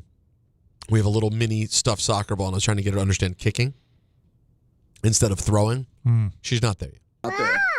She's all about throwing. She's a quarterback. She's a quarterback. It's the other football. She's throwing it. Exactly. She's throwing it. She's dunking it, but she didn't get it. So it's just shout out to all the people who really are into this. So Real Madrid's not bringing her into camp anytime soon. Not in the immediate. No. She will not be going to Real Madrid camp. Although you never know where things go. But she watched some with me yesterday. I'm sad she didn't get to see better. And also, I'll just say this in closing and talk about it. We'll maybe go over a little bit more during ENN, but another absolute bona fide classic today. Argentina was down 2-0 against Egypt, and they come all the way back and win it in the second half. Just even Tom Brady. Yeah, Tom Brady posted, maybe 28-3 isn't the best after all, something like that. Yeah. I mean, by the way, 28-3 is still crazier in my opinion than 2-goal deficit in the second half. But it's close, though. The biggest deficit overcome in the World Cup is 3, so it's not. He's right close. there. It's close. Yeah. It's close. But there's only so many options. It's the dreaded 2-0 lead, though. We all know that. Yeah, it's true. Somehow, when the U.S. was down 2 goals, it felt a little more over. It felt like 8-0. It did not feel close. 3-1 also felt like 10-0. And by the way, and speaking of talk about it, Griffin, wherever you are, I'm sorry that I had to be right yesterday. I didn't want to be. When Griffin called up and waxed poetic about who Belgium is and what the U.S. has done so far, there's no reason to think the U.S. won't win. And I just said, young man, I've been around this a bit longer than you. Don't start grading them and expecting things based on what you've seen the last 3 weeks. Mm-hmm. You have to keep in mind the last 30 years. Mm-hmm. And unfortunately, the egg that was laid last night was a 32-year, or more egg. So that's my talk about it. What do you have, Alan? Not enough there. This is part of the discussion, which, of course, is about the development of sports in our country and how do we get to certain places, and bringing up the fact that we were able to catch up hockey-wise in this country to become a world power and everything else.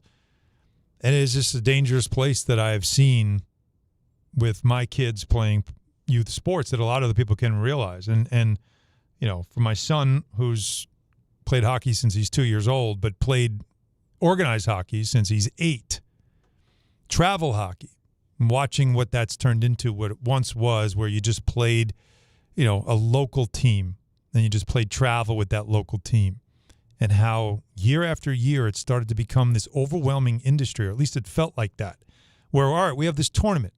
Where is it? It's in this town, Marlborough, Massachusetts. Okay. Well, we'll just get a hotel. No, you have to stay at this hotel. Why? Well, that's the tournament. That's their choice of hotel. All right. And then you realize that area just gets built up bigger and bigger and bigger. Mm-hmm. And you've got 1 million rinks now in one facility, and the 4 or 5 other hotels now pop up, and you find out It's all owned by the same person. And this has become an industry. And this has become, and that's not just hockey. It's happening in soccer. It's happening in baseball, volleyball, everything. Everything that goes on with youth sports now is all private equity. It's a $40 billion industry. $40 billion industry. Now, why would you invest in youth sports if you were, venture capitalist? Why?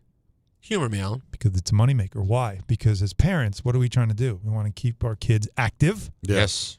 We want the best for them. We want maybe they'll have a chance to go on and play in college. Wouldn't that be great? Maybe they'll get a scholarship.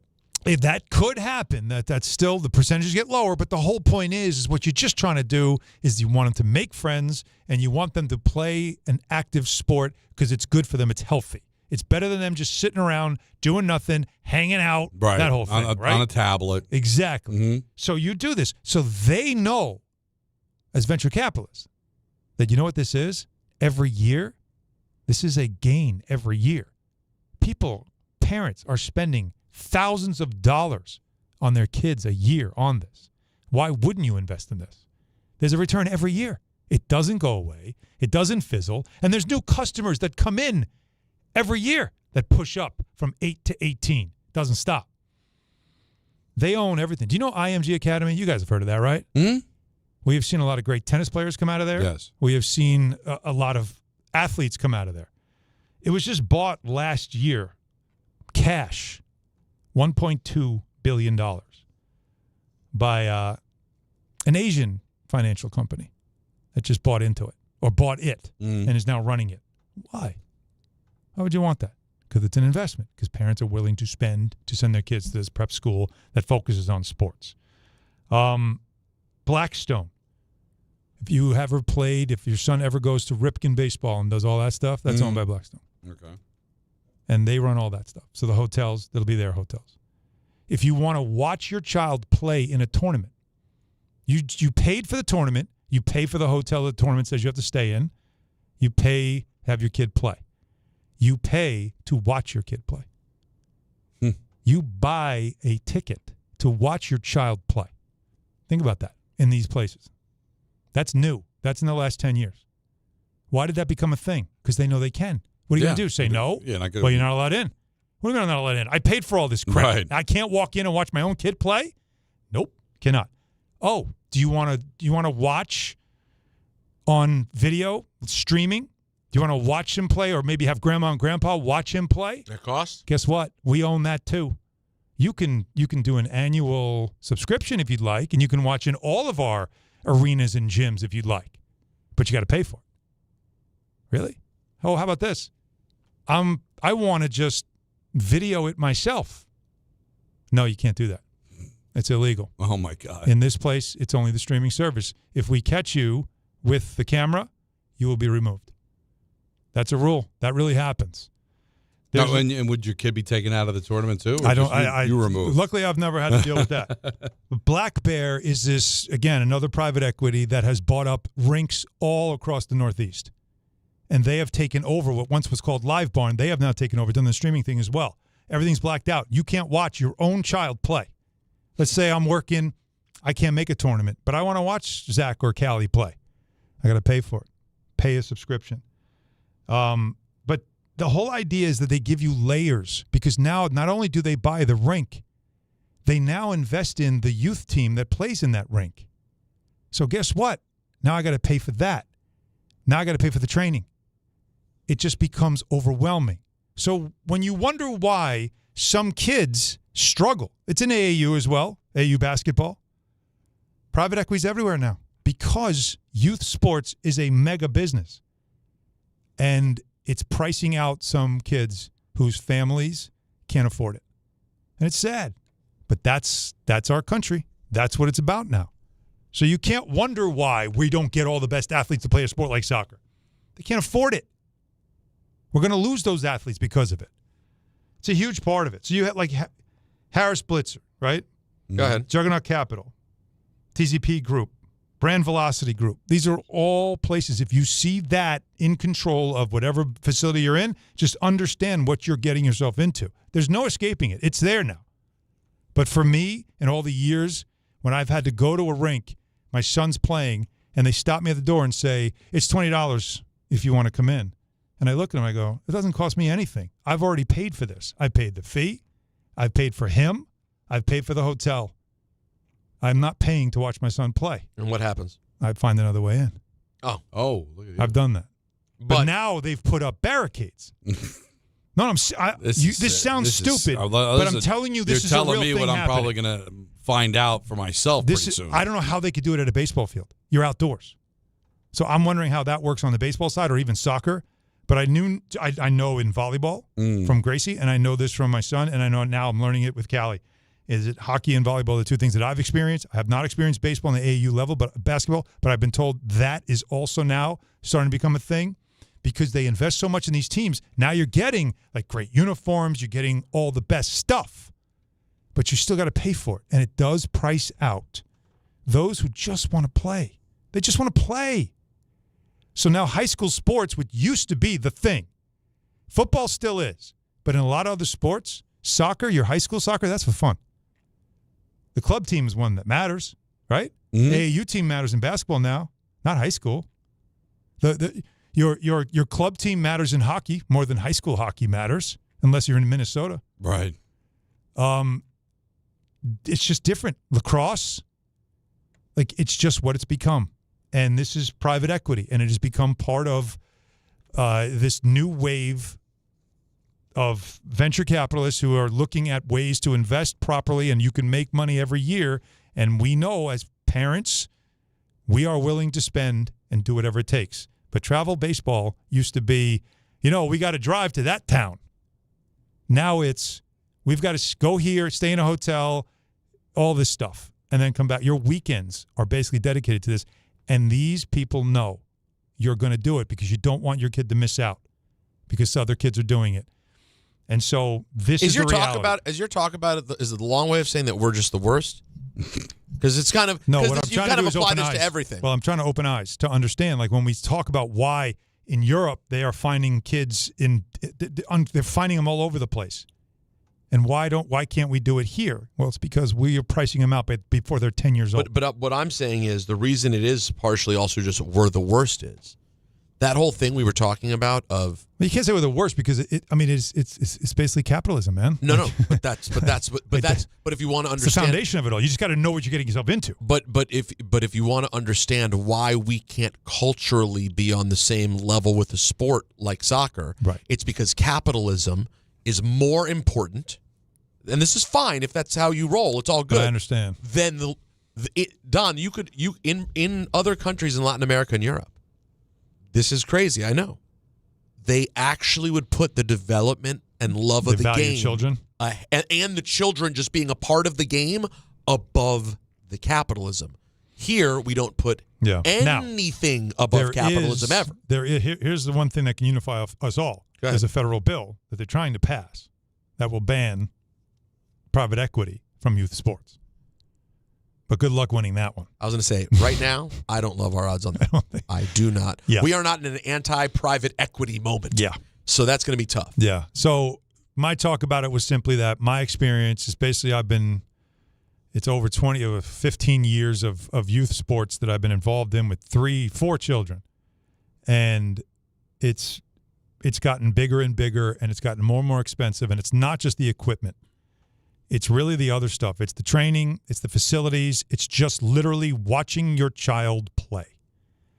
But the alternative is they don't get to play in these types of things, and they miss out on experiences, and you don't get to see if they can develop into something big. This is not about I spend this money now so they can be scholarship players, because we all know you don't know a kid can be a scholarship player till they're 16 or 17. You're already 8 years in. So it's not that. It's the experience part. It's giving them something to do. It's making them feel part of a team. That's great. See, otherwise, that's the thing. I see they parents lose interest fast. Right. I want my son loves sports. He wants to play everything. I want him to find something that he likes. Right. Or decide I don't like this. I'm not going to do anything. Yeah. But then you've got some parents. It's like I want to develop this kid into the next Aaron Judge.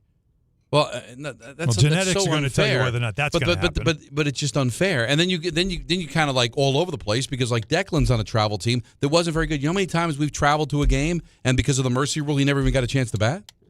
So what are we doing? Are we training them for being the bigs, or we're sensitive to the wins and losses? See what you're doing? What are we doing? But that's the whole point of this, is because the teams that aren't maybe owned by a private equity, that are just locally run, so they're lower budget, they don't have as much money, and all those things, they're not going to attract really good players. So you put your child on that team, and then you go play other good teams, and you get absolutely smoked, and you go, oh my God, this isn't fun, and then your kid doesn't want to play. Yeah. It disillusions them. All I'm interested in is for my kids, even my daughter who loves gymnastics. She went to gymnastics camp and she horseback riding and all that. Yeah, it's great. And dance. Mm-hmm. But I also want her to do it right, because what can make it fun is that you're doing it correctly. You learn how. So that while you're doing it, I don't know if she's going to develop into anything, but I want her to do it right. And then that'll allow her to have fun. Exactly. Because then she'll be maybe she won't be good. Or maybe Marco won't be good. But as long as they're learning to do it right. Yes. That's what I want to see. Yeah. Forget the wins and the losses. I just want them to learn that they're swinging properly, that they're dancing properly. Of course. And not sitting there living vicariously through my child because I didn't make it. Now I didn't make it to the bigs. So now I want Marco to make it to the bigs. You get a lot of that now because of the cost. Now you get I've invested that much money. I want to see all this money. It gets insane. That was great, man. A lot of people want to dive in on the conversation at 1-800-919-3776. And speaking of diving in, Peter's got lots to say. Well, I always dive in head first, all the way in, Don. You know how I do it. And on the biggest stage in the world, you can still do it. Matter of fact, Switzerland and Colombia are battling in a scoreless first half, 43rd minute. And if you want to get down with the action, remember, you have the super sub option with FanDuel, where if your player's subbed out, your bet stays in. That's right. Your player leaves the match. The bet continues on with the substitute. So you're still in it until the final whistle. Visit FanDuel.com/local to get started. Let there be goals this summer on FanDuel. 21 plus, physically present in New York. For help with a gambling problem, call 877-8-HOPE-NY or text HOPE-NY 467-369. All right, more calls at 1-800-919-3776. Big ENN at 6. There's nothing like the ENN the day after the USA is eliminated, and at 6:30, Mets baseball on ESPN New York. This is the Michael K. Show. You might all disagree with me on this. 7th game of the World Series. The Yankees have to win to be champions. Every single one of their starting pitching is available. I could choose between Garrett Cole, a former Cy Young Award winner. I could choose between Max Fried, Carlos Rodon, Will Warren, Ryan Weathers, or Cam Schlittler. There's one guy on the staff that's dominant and great, and that's Schlittler. The Michael K. Show, weekdays at 1 on ESPN New York and streaming live on YouTube. Presented by the Parisman Firm. When care matters most, experience matters more. The Allure Group is redefining rehabilitation and long-term care across New York with 6 convenient locations. Their expert clinicians create personalized care plans to help you recover, rebuild, and get back to what matters most. From short-term rehab to long-term care, Allure is committed to comfort, dignity, and results. To learn more, visit allurecare.com. The Allure Group, where care meets compassion. At City Harvest, we believe no New Yorker has to go hungry. With your help, we're on the road 365 days a year, rescuing over 77 million pounds of nutritious food and delivering it free to millions of New Yorkers, transforming surplus food into sustenance, sustainability, and smiles, rallying thousands of New Yorkers to power a network of nourishment across our city. One day, one meal, and one New Yorker at a time. That's how we feed good. Donate at cityharvest.org. There are a million reasons to love New York. Making your budget stretch isn't one of them. According to an independent study, Amazon prices average 14% lower than other retailers. Get food, fashion, furniture, and more shipped straight to your building. That's how Prime members have saved over $2 billion on grocery and household items. Learn more at aboutamazon.com. This is Bart and Carlin on ESPN New York.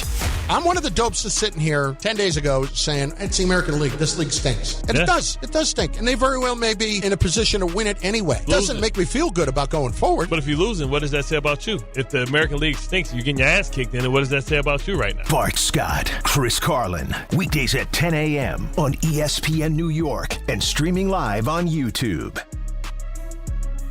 D'Agostino Law Bite Back. This is John D'Agostino from D'Agostino & Associates. Did you know Social Security takes money out of every paycheck you earn, paycheck after paycheck, and you're not supposed to touch that money until you're 67? What if you can't work? What if you need that money now? The system is challenging and most people get denied. That's a fact. D'Agostino & Associates has the experience to win, and we win a lot. If you filed for Social Security disability benefits and were denied, let us appeal. Call us first at 1-800-BITE-BACK. Bite back means fight back. 1-800-248-3222. We'll fight to get you paid. D'Agostino & Associates has offices throughout New York and New Jersey and handles Social Security disability claims and appeals. Remember, if you've been denied, call us first. 1-800-BITE-BACK. That's 1-800-248-3222. D'Agostino & Associates. We win a lot.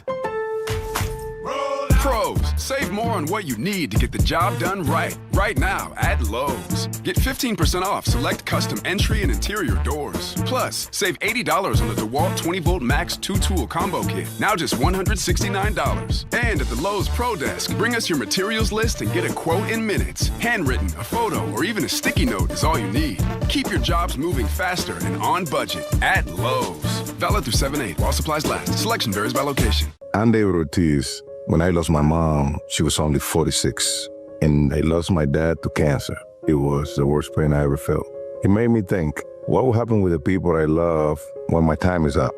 That's why I have life insurance. Ethos makes it easy. It's all online, take about 10 minutes, and you can get up to $3 million in coverage. Get your free quote at ethos.com/game. That's ethos.com/game. Paid testimonial. Time spent on application may vary. Online health questions required. Congratulations, New York. The Knicks did it. Through battle after battle, they dominated to become this year's NBA champions. Day in and day out, the hard work paid off, and you were there every step of the way.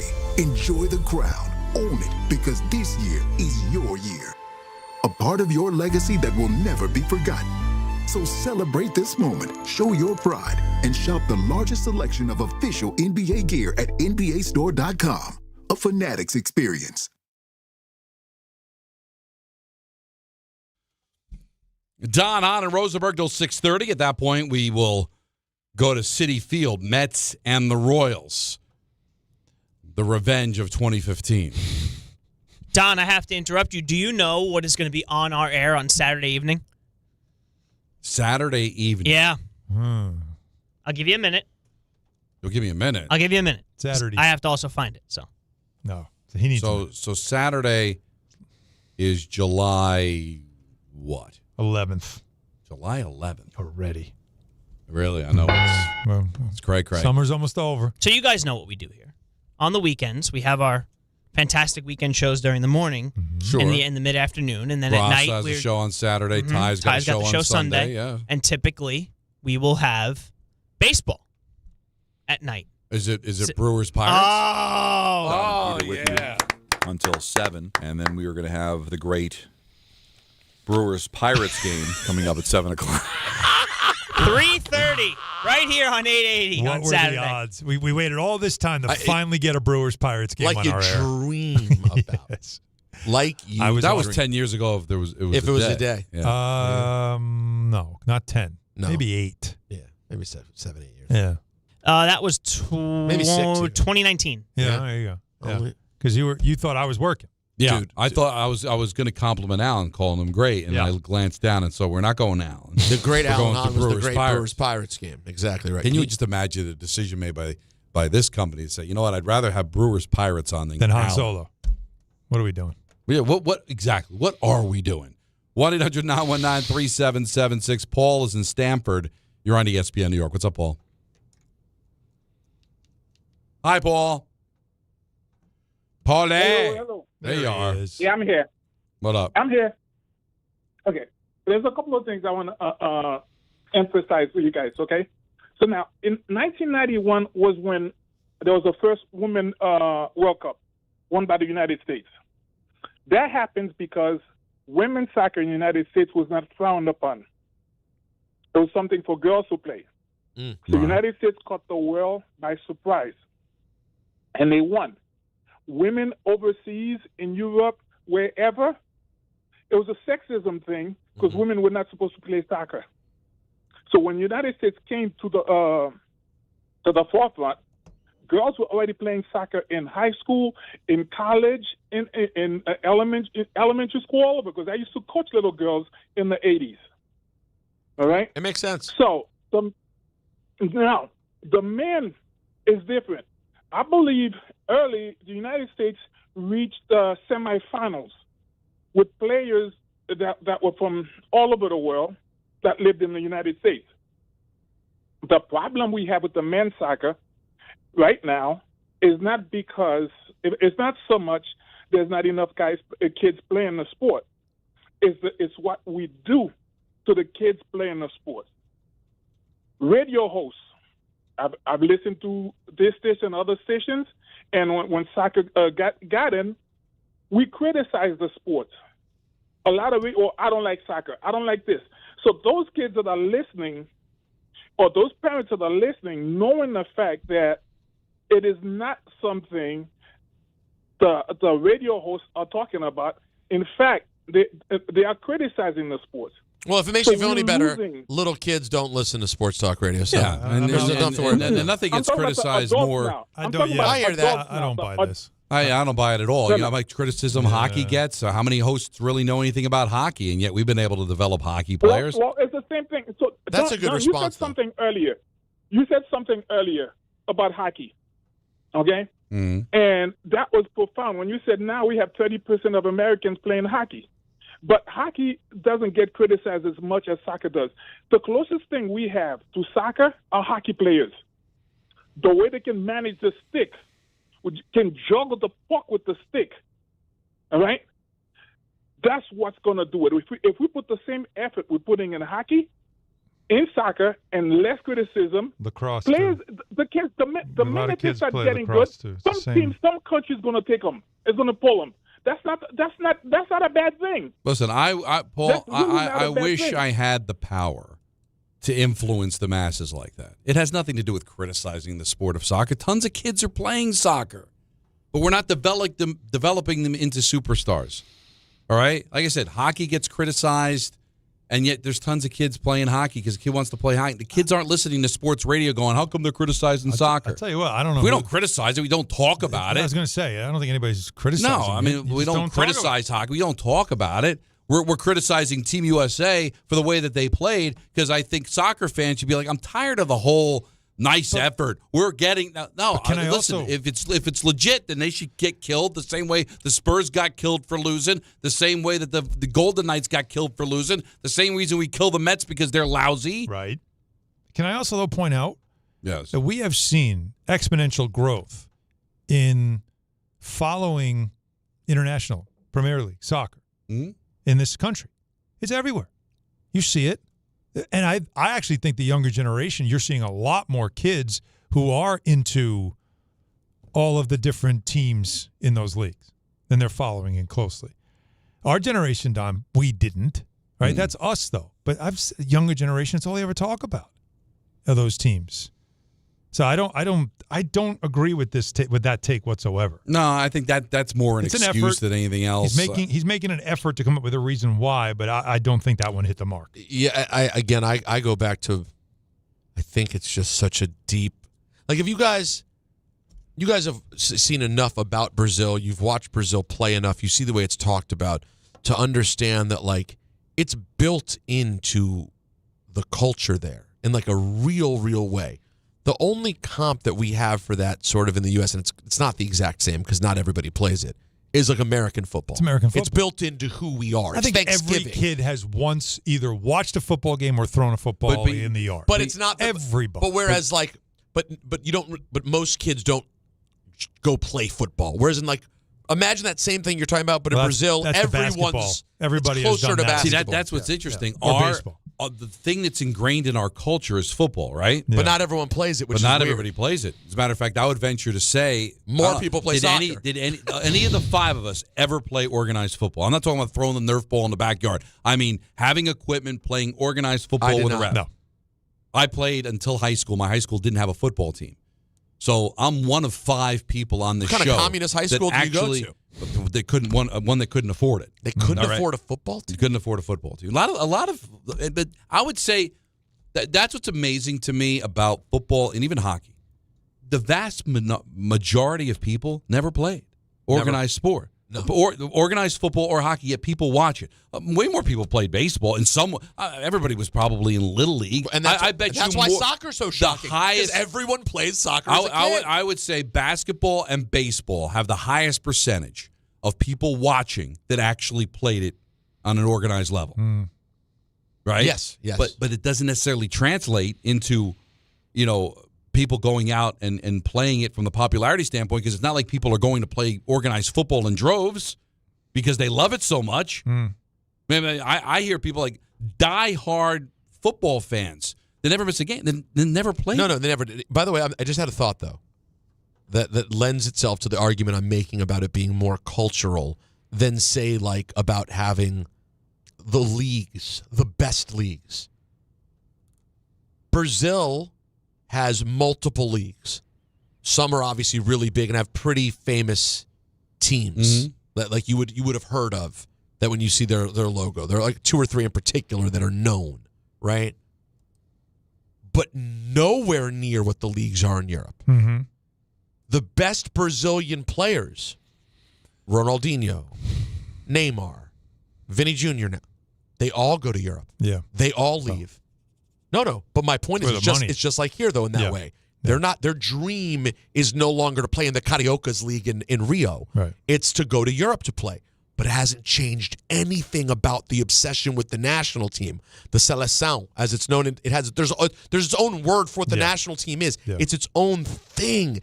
It's like Christmas in Brazil. It's built into who they are.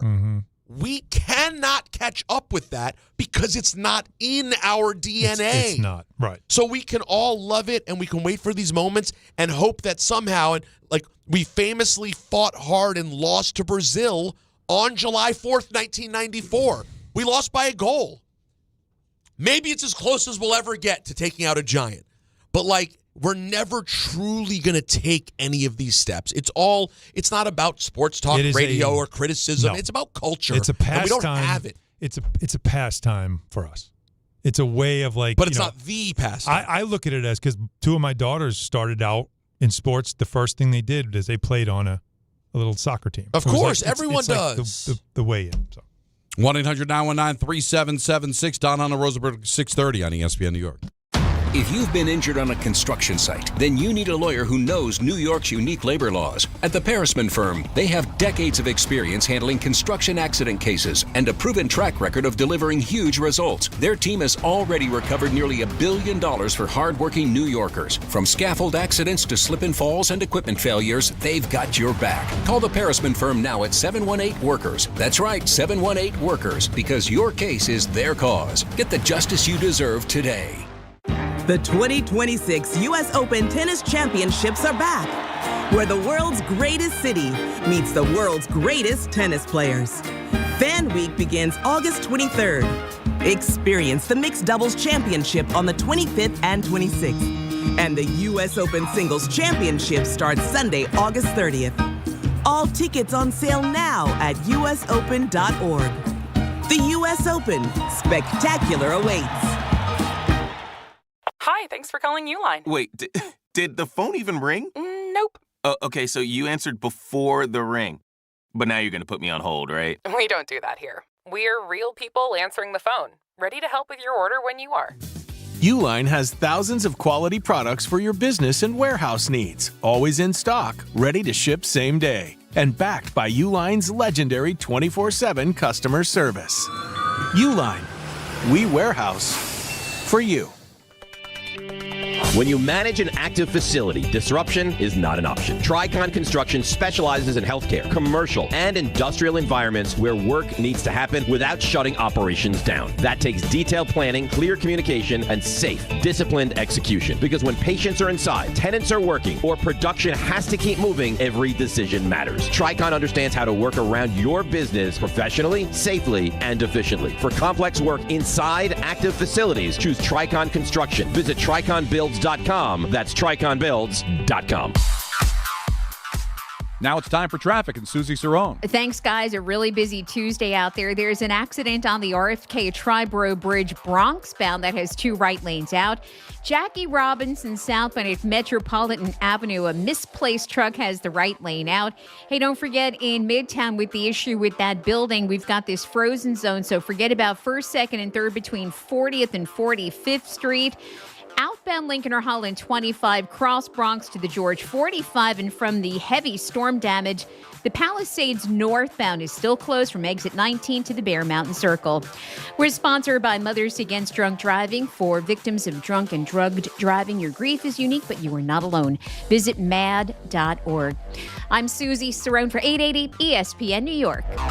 Hey, it's Wendy here. Are you looking to rebound from your high-interest credit card debt? A SoFi personal loan could help. Consolidate your debt with a SoFi personal loan into one low monthly payment, and you could save money on interest over time. And with as soon as the same day funding, you could hit the ground running ASAP. Apply today with no fees required at SoFi.com/debt rebound. Loans originated by SoFi Bank. NA member FDIC. Terms and conditions apply. NMLS 696891. Fast funds terms apply at SoFi.com/debt rebound. In this business, time matters. You're always looking for ways to be more efficient and stay ahead. We all have our own time-saving hacks. But if you're a business owner, how can you save time hiring? The answer? ZipRecruiter. ZipRecruiter has a new feature that shows you the most interested qualified candidates first. Save time and meet great candidates sooner with ZipRecruiter. 4 out of 5 employers who post on ZipRecruiter get a quality candidate within the first day. Try it for free at ZipRecruiter.com/sports. That's ZipRecruiter.com/sports. Meet your match on ZipRecruiter. Congratulations to the New York Knicks. They are the 2026 NBA champions. WHSQ and WCBS-FM HD2, New York. 5:03 in the big city. Hahn and Rosenberg with you till 6:30. Then it's Mets baseball. Last night the Yankees had a big win over the Rays, 5-1. Big because they've been playing terrible, but Cam comes through. But yet there's still issues. Right, there was a perfect game being thrown at them before Caballero hit the 3-run home run in the 5th, and then Caballero hits 2 home runs, but you can't play shortstop because Volpe's got to play shortstop, so there's issues there. And then the Mets win, but Soto hits a big 3-run home run. Wait, hold on. You got it? Hold on. Did you say Mets? Ladies and gentlemen, it's time for your New York Mets update. So Soto hits a 3-run home run. Mets are down a run in the 9th inning. They now take a 5-3 lead. Give me an old-timey voice. And then Williams comes in to get the save, but he gives up a 2-run home run to Olsen, and we go to extra innings. But in extra innings, Taylor gets the big double, scores 2 runs. Mets had to hold on for dear life in the 10th inning and win the game 7-6. So the Mets do win, which is great, but again, show problems with the bullpen, not being able to close. And lots of rumors surrounding Lindor possibly getting dope. And that's your New York Mets update. Now back to war news. It's not what you want. Interesting. It's not what you want. Interesting baseball last night where even in wins, it still shows that there are problems with the two teams. But that wasn't nothing last night. And I heard Michael in one of the promos talking about how Cam might be the guy that you want to pitch over everybody else right now because, Cole's going to pitch later on in this series, but he hasn't been great coming back from Tommy John. And, Rodon hasn't been able to get into the rotation just yet. And none of the other guys I think you're going to give the time of day to. That isn't it amazing that it might be a kid that ends up saving them and might be the big game pitcher for them once they get to the postseason. But that was not nothing last night. I know it's just one game. They could turn around and lose the next 3 to the Rays, but that was a nice win to kind of stabilize things a little bit for them. Well, you needed home runs. Well, 3 hits, 3 home runs. That's what you got. That's the problem, though, right? Like that's why that part of it. It's 2 walks and a home run. So you were getting It was a perfect game, 2 walks. You're still getting no hit, home run. And that's all your offense was the long ball, which, as we know, that's not sustainable. I come away with the fact that they've got a gem in this kid, Schlittler. He's not only is he the real deal, he's the bulldog that we were just talking. Weren't we talking about, like, you need guys to be grinders when it's the worst time of year, right? When your team just can't get it right, you need somebody that's going to just show up and give you a big time performance. I thought he did that. I thought he was phenomenal. No, he did. I mean, you're getting, again, perfect game, and he's got to try to match. He only gave up 1 hit throughout the beginning of that game. Through the 8th, yeah. Like, he was not letting them he was terrific. Get any runs. So he was the stopper, the ace, all those things. And I love the fact that this guy's got such a chip on his shoulder. Do we have him? Oh, we have him on bouncing back after the last outing. Yeah, I had 1 bad outing, so, again, it was personal to go out there and just have a dominant start and put this team in the right position. And then he said, did you make any adjustments after last week? None really. Again, just stick to my strengths and try and do what I do best, and that's, attack hitters with, 3 fastballs. But there was one cut, and I don't see it here. But we don't have. But because you responded to it on the group text. I just, like I said, I thought him saying they want to say it's a blanking regression because I had 1 bad outing. So, again, it was personal to go out there and have a dominant start and put this team in the right position. Now, can I ask you a question? He had some criticisms from people in baseball about that outing, as if it's who's they? That's what I want to know. Is he talking about people on social media, fans, or is he talking about his own team? Yeah, no, not as first I'm like with the they thing, because remember, Garrett Cole also barked Aaron Boone back into the corner when he was trying to take the ball from him after 4 innings, right? Right. And Cole was like, no, I'm going back out there. I don't care what the numbers are telling you. And I feel like that's the kind of stuff that you need right now. But apparently, though, this was not him barking at the analytics guys that were just, about his numbers, which is what I thought he was trying to suggest, but it wasn't that. Apparently, it was about Jared Carabas. Is it Jared Carabas? Yeah. Who then decided to say he was just tongue-in-cheek saying that the regression is showing on Cam Schlittler. Well, that's what he does. That's his thing. Oh, yeah? He's overly sarcastic about his hatred for the Yankees as a Red Sox guy. Uh-huh. Michael's had him on the show before. Okay. And he knows that if he does those types of things, it'll get a he response. will rile up Yankee fans. And we know that Cam is not shy about using bulletin board fodder to make himself better. And that's the overall point. It's like, whatever. I don't know. Because I love it, though. I grew up with, working with Greg Buttle. And Buttle always used to say, bulletin board fodder, come on. If you're a pro, if you need that to motivate you, there's something wrong. But it's not to motivate you. It's the extra. Well, it's that I'm locked in, but now I'm But that's still extra. motivation. I mean, we're talking semantics here. But, But Greg was the outlier, is my point.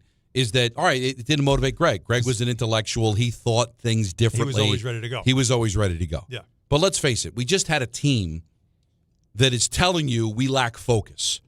And your ace, and he's your ace right now, had total focus for whatever reason. Whether it's Carabas, whether it's the team, whatever. He gave up 4 home runs against the Tigers.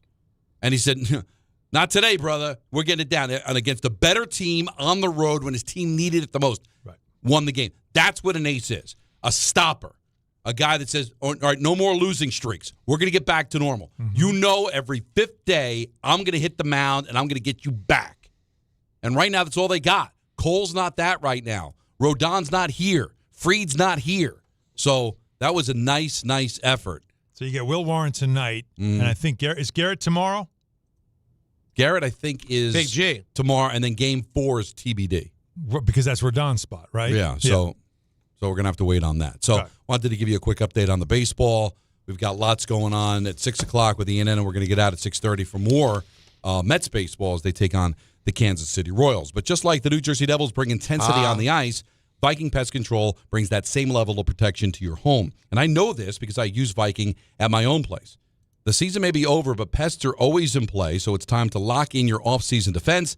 As the pest control provider and proud partner of the Devils, Viking delivers 45 years of trusted experience to keep ants, cockroaches, stinging insects, rodents, mosquitoes, and more out of your zone. Their local team builds a personalized game plan that actually works. And when you bundle pest control mosquito services, you score big savings. One call, one company, total peace of mind. VikingPest.com is the way you visit. Protecting your home inside and out. It's that time of year, man. Can I get you some NBA?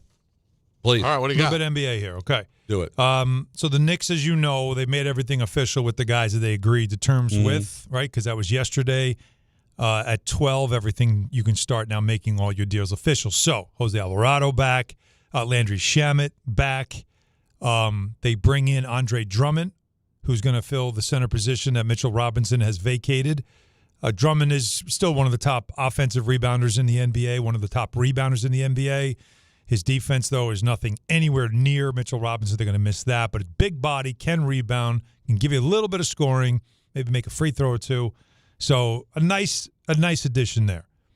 Another center that there was some talk that could have been connected to them was Kevon Looney.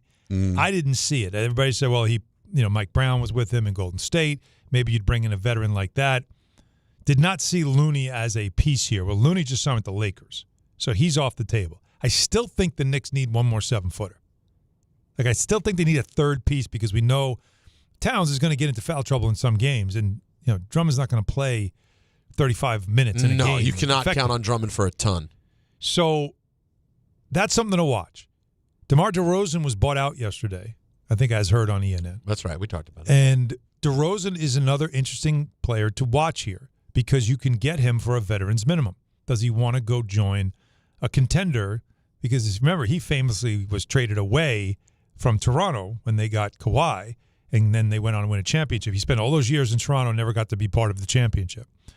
So for him, would New York be a place that he would consider because he could give them a lot of scoring off the bench? Now, doesn't fit great because he's not a three-point shooter. He's not a plus defender really anymore, but the guy can score.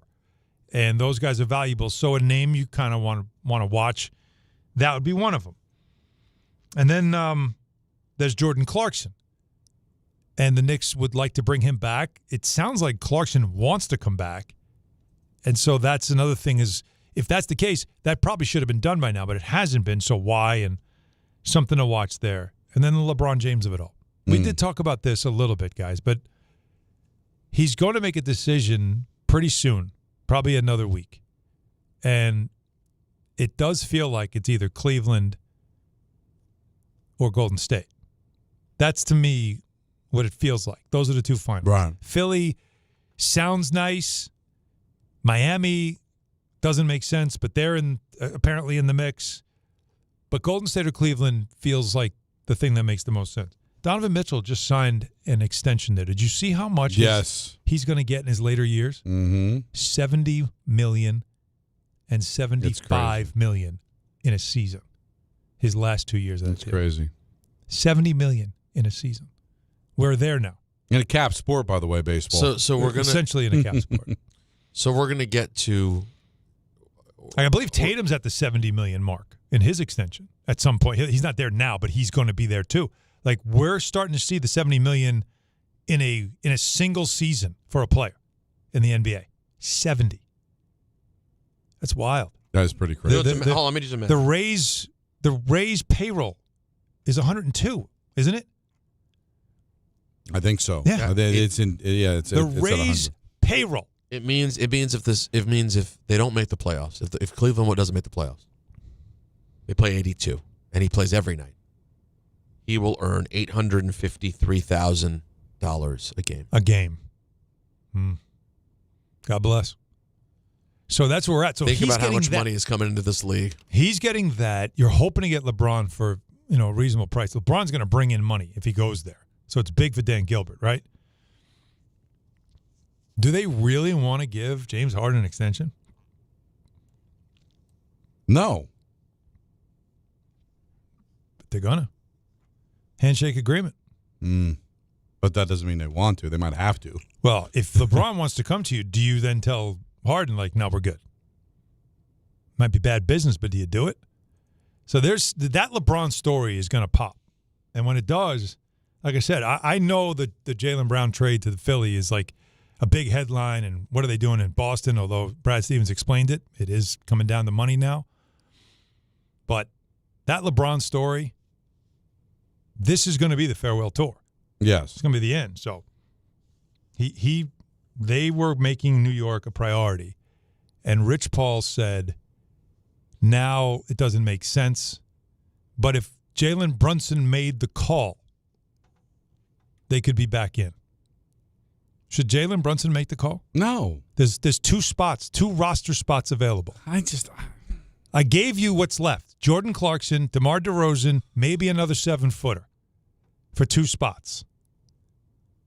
If I told you LeBron James could be one of them, if Jalen Brunson gave the blessing. Well, if Jalen Brunson gave the blessing, I think a lot of Knicks fans would be like, well, anything Jalen wants. Mm-hmm. But well, I guess it's more of take that out of the equation. Like, if you're Brunson, would you give the blessing? Would you say, yeah, like LeBron, we'd love to have you? They don't want to just come here. They want to be asked. Of course, clearly, of course. But there's been no ask yet. I listen. I'm a petty person. Maybe not to the extent of Michael, but like he snubbed you, he trolled you by having his decision a stone's throw away from your practice facility, which I still believe was no coincidence. I don't care. Tell me all you want about how much money the boys' club is. Stop it. Greenwich, Connecticut. Stop it. You know who was in the crowd there? Donovan Mitchell. Yeah. He was one of the kids. Yeah, I remember that. Behind. I remember that. And now he needs you. He needs you. Well, he wants you to need him. And now you're going to have your season. You're going to raise the banner on opening night. Your first championship in 53 years. Trying to repeat as a champion, and you're going to have all of that taken away by LeBron James' farewell tour. Now you're not the Knicks anymore. Mm-hmm. Now you're LeBron James' farewell tour. Like every time you play a nationally televised game, it's going to be LeBron James and the Knicks taking on the Boston Celtics. All of a sudden, Jalen Brunson. I don't know if that can happen. I don't know. Do you think? I don't think it'll happen in New York. Not in New York. Not Jalen Brunson at this point. Well, he just can't overshadow the Knicks.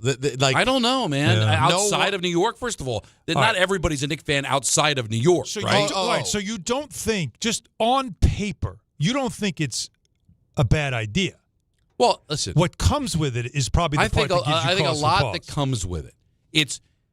Listen, could it help the Knicks? Sure. I mean, you're the defending champions, okay? He could help the Knicks, man.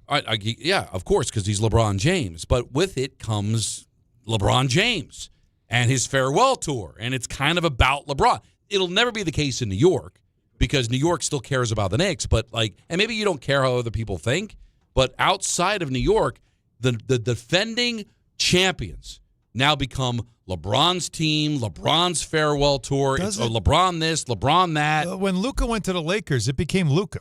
It was all Luka. LeBron was feeling away because he kind of felt pushed to the side. He didn't like that because it really did become all Luka. I don't think Jalen Brunson takes a back seat to Not in New York. Not in New York. No. But again, I think, and Rich Paul made this clear, that that's why the Knicks, who were on the whiteboard, were kind of like taken off the list when they won the championship, because Rich even knows what comes with LeBron. And I said this, what comes with LeBron coming to a place like New York is so much extra that it's like it doesn't really make sense. And I think the way he put it was, and they didn't want to bring that and kind of, first of all, not distract people, but just sort of add to it. And second of all, some people are surmising he also didn't want to come here, and then let's say they don't make another run. And they're like, yeah, LeBron came and ruined everything, right? No, I'm just messed saying, the whole thing up. But so they don't want that. But here is the ultimate reason why you don't do it. Okay. Everything LeBron is trying to do is about LeBron. LeBron's farewell tour. LeBron trying to get another ring. Uh-huh. It's all about LeBron. Yeah. That's not what the Knicks are. The Knicks are all about the Knicks. Yes. Every player being all in on the team, right? And now you're going to bring in that single entity that is only in it. He doesn't care about the Knicks. Doesn't care about the fans. All he cares about is his legacy, adding another championship to the legacy. That's why all of a sudden it became less attractive, because they already won. To be fair, in his words, where he wants to go is a place where he can enjoy playing basketball. I'm not saying he wouldn't enjoy playing basketball. Is that not a team that you would enjoy playing with? He would. But he's one of the great facilitators in the history of the game. He wouldn't be asked to carry a load to score, carry a load for defending, be everything for us. No. You know what he'd be asked to be? Get on the bus. I know. And he'd be asked to get on the bus, and maybe he would. But he might like it. But still, it's his farewell tour. It's him trying to get another ring. It's still about LeBron, and I'm not criticizing him for it. He's LeBron James. Yeah. It's just a lot to add to a team where their biggest star is, hey, I'm all about the team. And LeBron James could talk about being all about the team, but this is a guy that's bounced around, worried about his legacy, his farewell tour. That's in his prime, but I feel, look, listen, you know the situation better than I do, but just it doesn't seem to be the fit to the image of what the Knicks are about and why they won the championship in the first place. First of all, it's hypothetical, and I'm certainly not pushing for it to happen. No, but I think it's. Listen, I don't think it's. And I heard Ty Butler last weekend talking about. I don't know why Knicks fans wouldn't want him. Yeah, and that's why I just wanted to bring it up because he hasn't made a decision yet. There was this very interesting caveat of Brunson would have to reach out, and I found that interesting. Along with the news of Brunson, he's going to have a minor procedure done in his forearm, and I'm trying to figure out when it happened because the guy, I thought for sure we'd hear something about the knee or the ankle with all the many times that he got hit and got hurt during this playoff run, but he's not expected to have any impact on the start of the season. Yeah. He'll be ready to go in September, but it's just knowing just how much the burden is on Brunson going into next season and understanding that it'd be nice to use the regular season as a way to coast a little bit and then go into the playoffs and then be like, hey, remember us? This shouldn't be any fan should not go into the season thinking the Knicks should go win 65 games. No. That's not what they're going to be. Well, they're going to be that veteran. Year. No, but I'm saying because they won a championship now it's this, that shouldn't this change. Thing's going to pop. No. This is cruise control, 50 wins, and then when you get to the playoffs, remind everybody who you are. But when the better depth you have, the more you can do a season like that. And when I'm looking at the depth, that's why I'm saying I gave you DeRozan, Clarkson, a random 7-footer, and then the wild card, LeBron James. And there's not a little part of you that goes, boy, if LeBron is like your 7th or 8th guy, could be interesting. Am I crazy?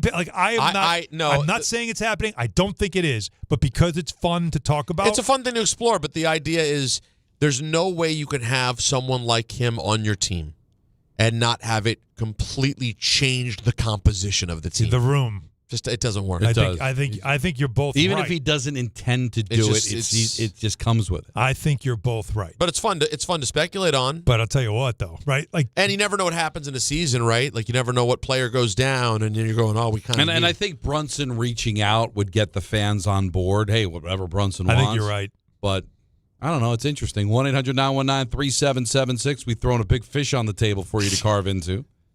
6 o'clock ENN, 6:30 Mets baseball. Don Hahn and Rosenberg, ESPN New York. On the biggest stage in the world, FanDuel is changing the game because sometimes your player gets subbed off and your bet goes with them. Not anymore. With FanDuel's Super Sub, if your player is subbed out, your bet stays in.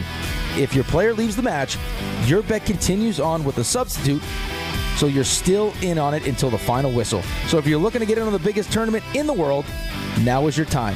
Visit FanDuel.com/local to get started. Let there be goals this summer on FanDuel. With FanDuel's Super Sub, if your player is subbed out, your bet stays in. That's right, if your player leaves the match, your bet continues on with a substitute, so you're still in on it until the final whistle.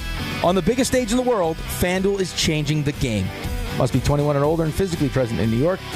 For help with a gambling problem, call 1-877-8-HOPE-NY or text HOPE-NY at 467-369.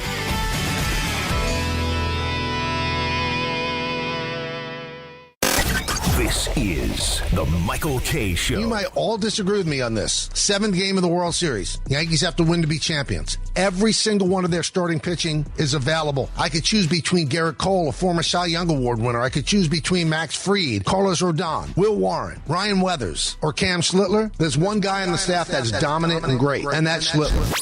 The Michael K. Show, weekdays at 1 on ESPN New York and streaming live on YouTube.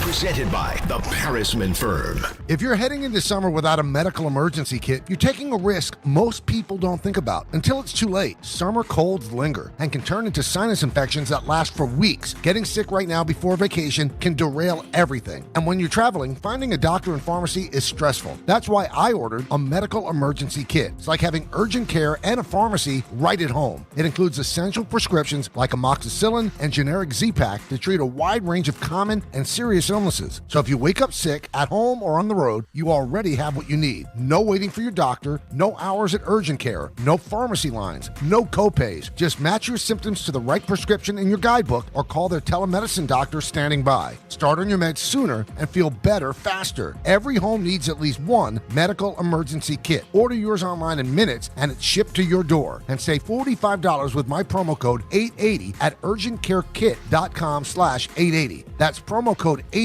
at urgentcarekit.com/880. Hey, it's Alan Hahn. At Rings End, they're there to help realize your modern design visions. That's why they partner with Marvin. Engineered for big ideas, Marvin modern windows and doors deliver effortless elegance, expansive views, and industry-leading innovation, all in a modular system designed to meet the exacting principles of modern architecture. Experience Marvin Modern at a Rings End showroom today and create something stunning with them. Rings End is a certified Marvin installing retailer. Big events are bringing more riders across the region. So if you're taking New Jersey Transit for everyday trips, plan ahead. Check schedules, allow extra time, and consider traveling outside of peak hours when you can. New Jersey Transit is running additional service to help keep everyone moving.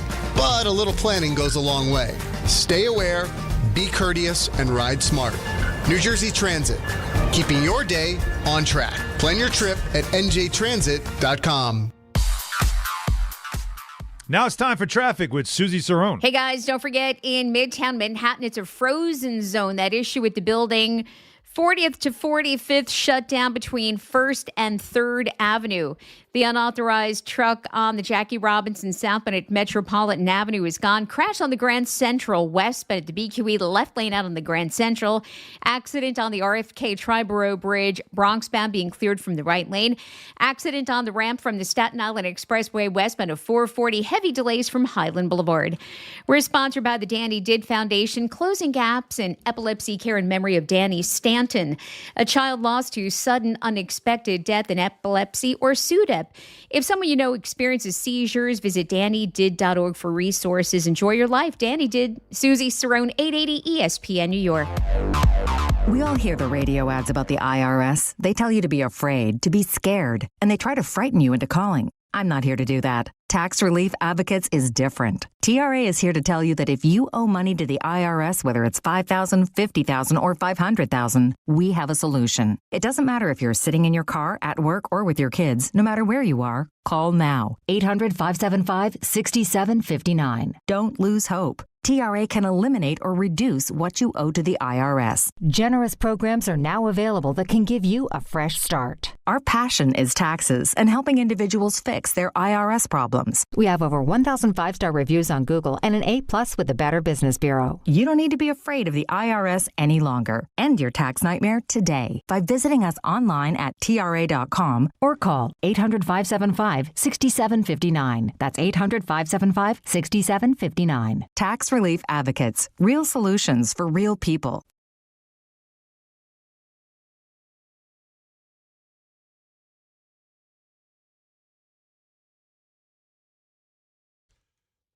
Don, Hahn, and Rosenberg until 6:30. Then it's Mets baseball. We got an ENN, and I've heard Peter and Anthony talking about it. That this ENN is going to be epic. I mean, really, I don't even know where to begin. The things that I'm hearing. I'll believe it when I see it. So you're dubious about it, but you know what? I'll believe it when I hear it. How about that? No, you trust me. You're gonna be freaking out. Freaking. 1-800-919-3776. Let's dive back into the busy phone. Steve's in New Jersey. You're on ESPN New York. Hi, Steve. Oh, no. Steve, baby, what do you got going on? Let's listen in. Okay. Big business. All right. Sure, we'll come back on later. Hey, what's up, bud? All right. How you doing? Yeah. Steve-O. Oh, good. Steve-O, how you doing?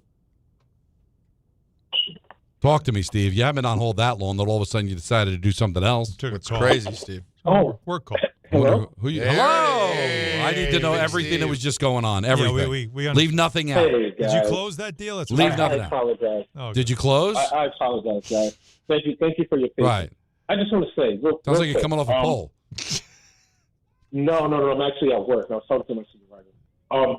So I don't understand how a player such as LeBron James, any team would not benefit having him on the team. He's literally Peyton Manning, Tom Brady, Mariano. Like, the guy can't do anything wrong on the court. Last year, he had his 23, 7, and 6 with one block. And I know that's with a depleted lineup in LA. He had to do that, but he doesn't want to do that, which is the reason why he's leaving.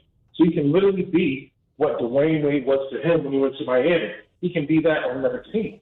So I cannot want him on the team. Because I don't see any negatives to him being on any team. I really don't. He's that great.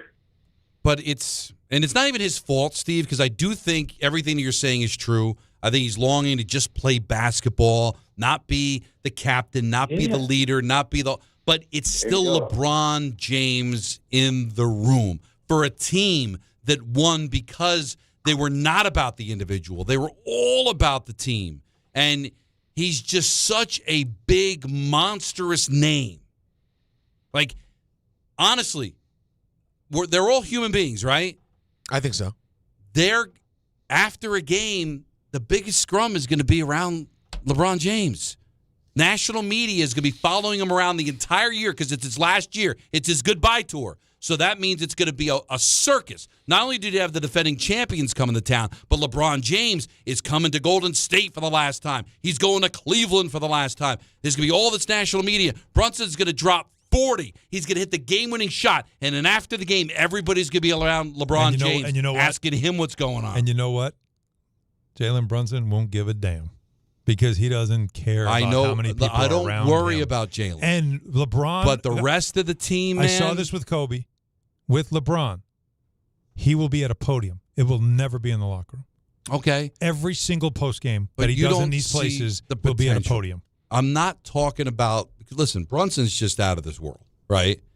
But just the rest of the team. Guy played with a bum arm in the finals and dropped 45 on the road. But that doesn't mean – he got everybody to jump on board, put your egos aside, let's win the championship. Mm-hmm. So even without LeBron James, that's going to be difficult to do again, right? Because now they've won already, and then you know how like egos and pride kind of mess around, makes it even harder now because guys have got theirs, right?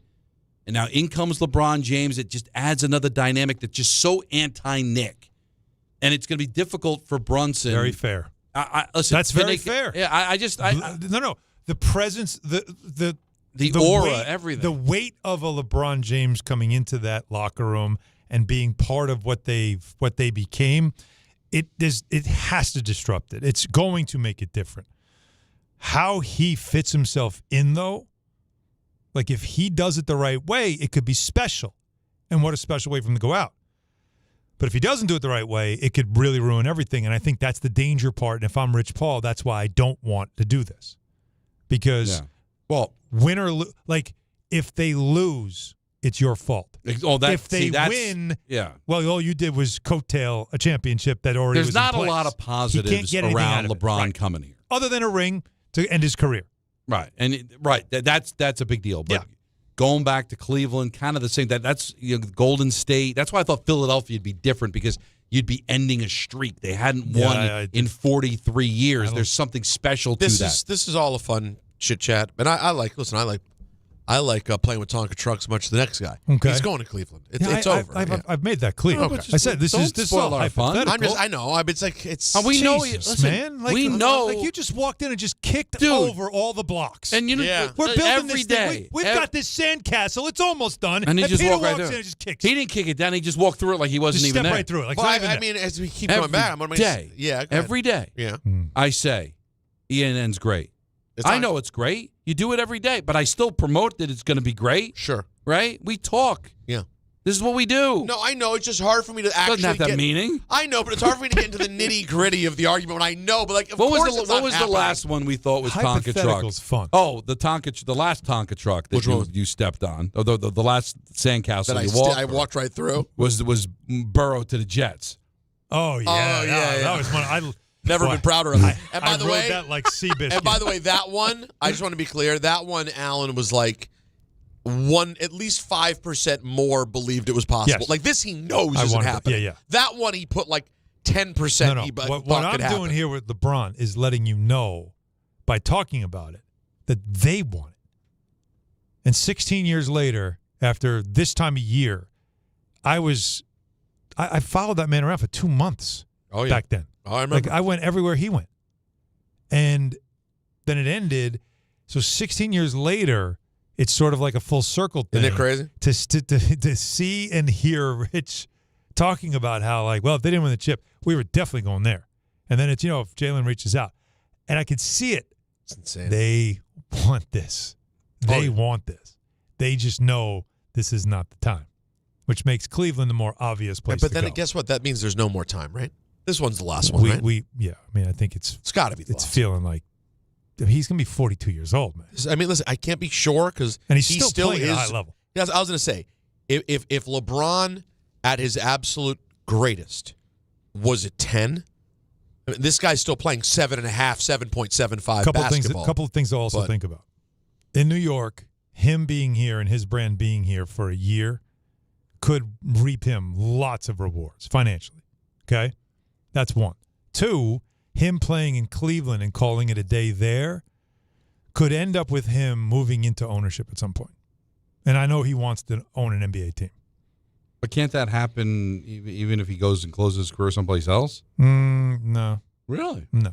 Because it's Dan Gilbert owns the Cavs.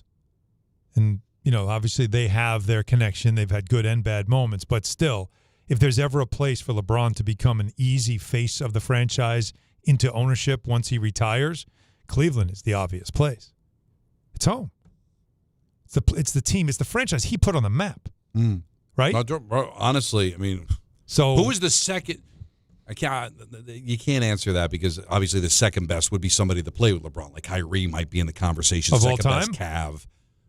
Is it Brad Daugherty? I mean, that's how far back you got to go. Brad Daugherty and Mark Price. But think about that. But that's we're forgetting. What are you forgetting? I mean, Clyde Frazier played there for a year. Gerald Wilkins. Yeah, that's a pretty good one. Sean Kemp for a stint, I believe. Yeah, not a good one though. Shaq not a good one. Yeah. No, it wasn't. Yeah. I no, he was there, just not a good example. Is what you're saying? Ron Harper. Ron Harper. Larry Nance. Larry Nance. Those are good teams back then. This is not a no star-studded list. No, this is more like the Mark Sasso softball, think we can get which would get a huge crowd. Danielle McCartan, I think, was on the. Can we Cavs at that time?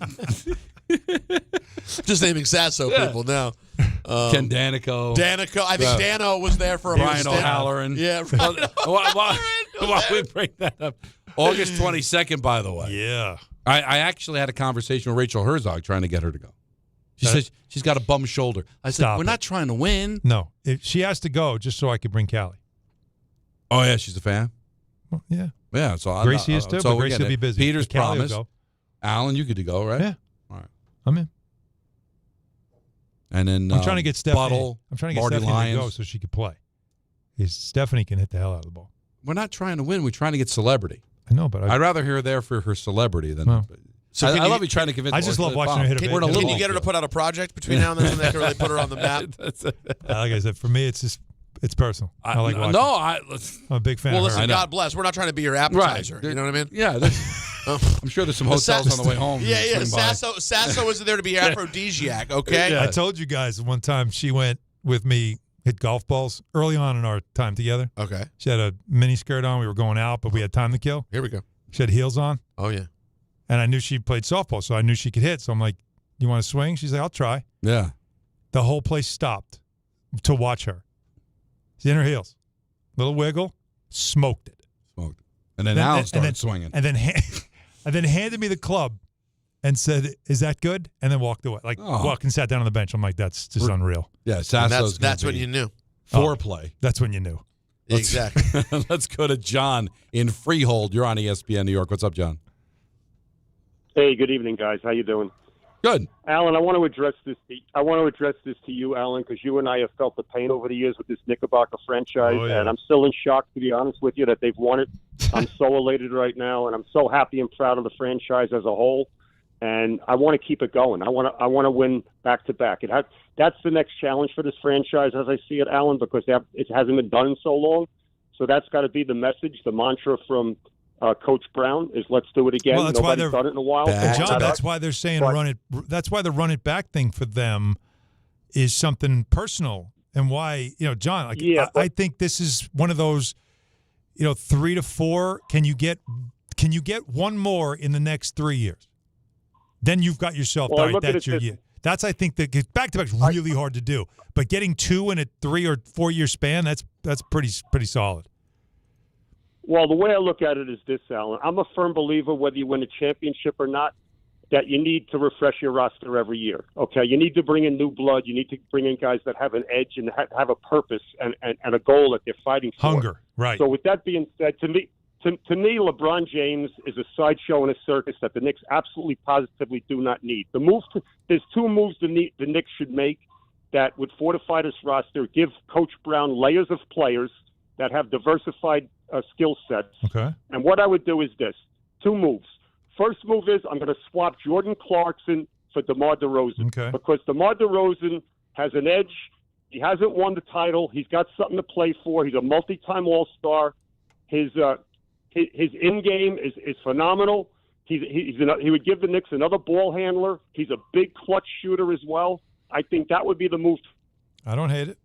And?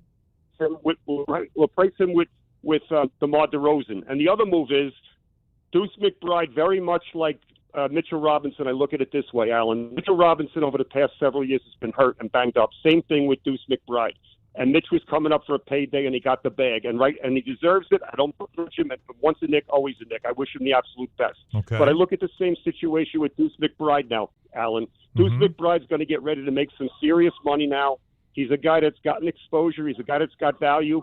I would look to make him a centerpiece of a package to acquire the 21-year-old Pelican center, bring him in here, and develop him and have him elevate his game to another level. And then you've solidified yourself at the center spot with a veteran in Drummond and a young rising player that's not making any money at the 21-year-old Pelican center.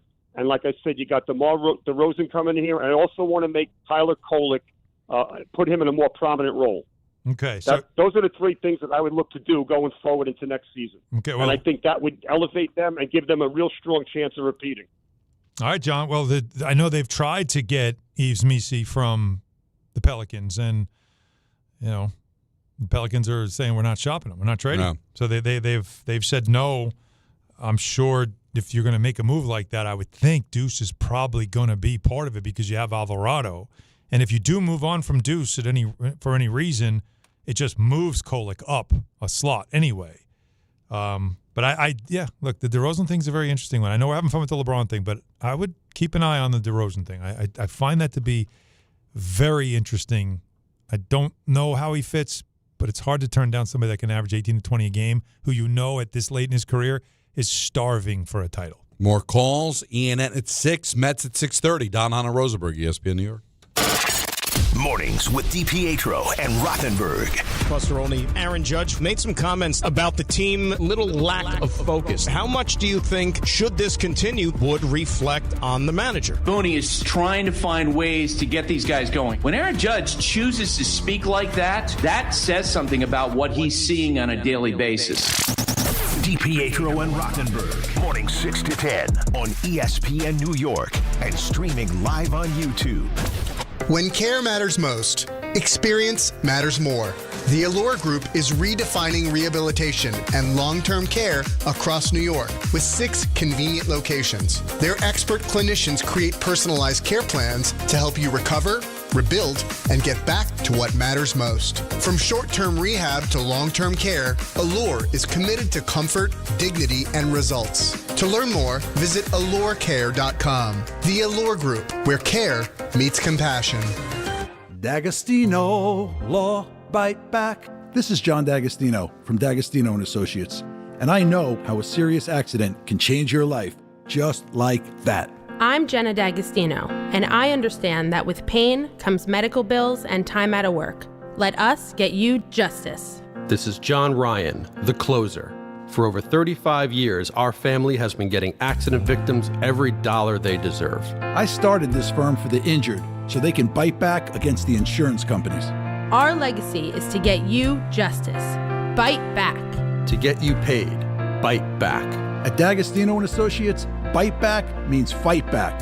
When you're hurt and they blame you, we bite back and get you every dollar you deserve. We have offices throughout New York and New Jersey, so call us first at 1-800-BITE-BACK. That's 1-800-248-3222. 1-800-248-3222. I've been there, and I'll be there for you. Hey, Yankees fans! Join us at Yankee Stadium on Friday, August 21st, as the Yankees take on the Toronto Blue Jays. And don't miss Cody Bellinger Bobblehead Night, presented by T-Mobile. The first 18,000 guests through the gates will take home an exclusive Cody Bellinger bobblehead. Get here early, grab the giveaway, and cheer on the Bronx Bombers. Tickets are available now at yankees.com/tickets. Right now, police are stepping up patrols to make sure drivers and pedestrians obey our crosswalk laws. Why? Because every year in New York, people are injured or killed just crossing the street. So remember, pedestrians, obey traffic signals and use crosswalks. And drivers, yield to pedestrians in crosswalks. If you don't, we will educate you on the law, and you may get a ticket, because tickets get attention, and that saves lives. A message from the Governor's Traffic Safety Committee. This is Bart and Carlin on ESPN New York. I'm one of the dopes that's sitting here 10 days ago saying, it's the American League. This league stinks. And it does. It does stink. And they very well may be in a position to win it anyway. It doesn't make me feel good about going forward. But if you're losing, what does that say about you? If the American League stinks, you're getting your ass kicked in, and what does that say about you right now? Bart Scott, Chris Carlin, weekdays at 10 a.m. on ESPN New York and streaming live on YouTube. In a world parched for excitement, one drink will emerge. Twisted Tea, the refreshing thrill ride of flavor. Recreating its classic role as the hard iced tea that goes down smooth. Twisted Tea doesn't just taste like real iced tea, it's made with real brewed tea and a 5% kick of alcohol. Taste the adventure with Twisted Tea Hard Iced Tea. Keep it twisted. Twisted Tea Brewing Company, Cincinnati, Ohio. Please drink responsibly. My name is Whitney Allen, and I'm a widow. My husband, Ryan, died. We never thought we'd ever have to use life insurance, but the unexpected happened. With Ethos, signing up was fast and 100% online. You can get a quote in seconds, apply in minutes, and get same-day coverage. No medical exams, and you can get up to $3 million worth of coverage. I'm grateful we were prepared. Get your free quote at ethos.com/play. That's ethos.com/play. Paid spokesperson. Time spent on application may vary. Online health questions required. Congratulations, New York. The Knicks did it. Through battle after battle, they dominated to become this year's NBA champions. Day in and day out, the hard work paid off. And you were there every step of the way. Enjoy the crown. Own it, because this year is your year. A part of your legacy that will never be forgotten. So celebrate this moment, show your pride, and shop the largest selection of official NBA gear at NBAstore.com. A Fanatics experience.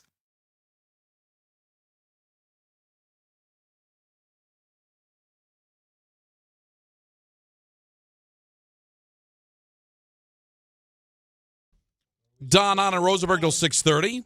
Then it's Mets baseball. Mets and Royals start a 3-game set over at Citi Field. Yankees continue their series with Tampa.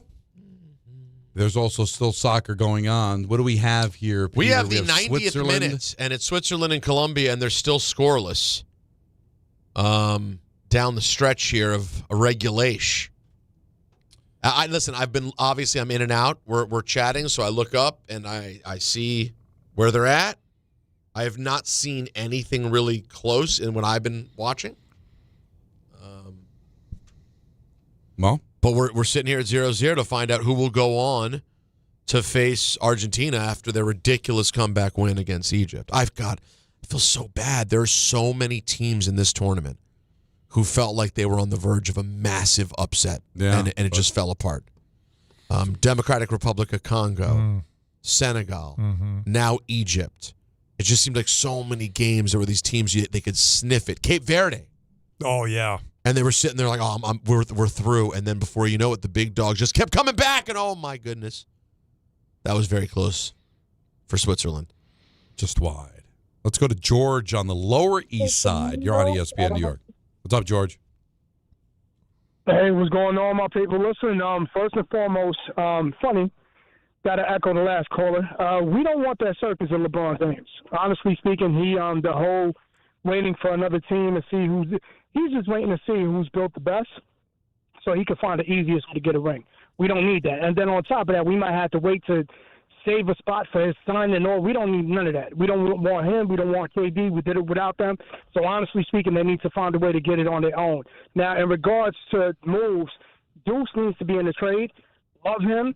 Love what he's brought to us. But truth of the matter is, in 2 years, we've lost Hardenstein and we lost Mitchell Robinson, and they both walked. We can't let that happen with Deuce, and we don't have the money to keep him. So, yes, I would love Missy. I would also love DiPietro. There's a couple of centers out there that we could build from, and I would love to have a 5 and move Cat to the 4. That's not going to happen. He's a 5. That starting 5's not changing. That's the one thing you're not going to see happen. They're not moving him over. Let's go to, Richard in Manhattan. You're on ESPN New York. What's up, Richard? I saw you on Bruce Beck. Alan, I saw you on Bruce Beck Sunday night 3 weeks ago. You looked great. You should be a regular. You should be on every Sunday with Bruce. That guy is the most underrated sports announcer in New York. You never hear anything about Bruce. But Sunday night, you had a great look. No socks, sport jacket, open collar. You look cool without trying to look cool, Alan. You were great. And it was great. That's the best kind of cool. Clyde has taught me well. Yeah, you were great. Last night, what a night in Major League Baseball and in sports in general. First of all, the soccer team has nothing to apologize. The fact that Belgium was worried about the U.S. striker, that was great. Are you kidding? Who in a million years would think a European team would worry about a player on the U.S. playing or not? That was great.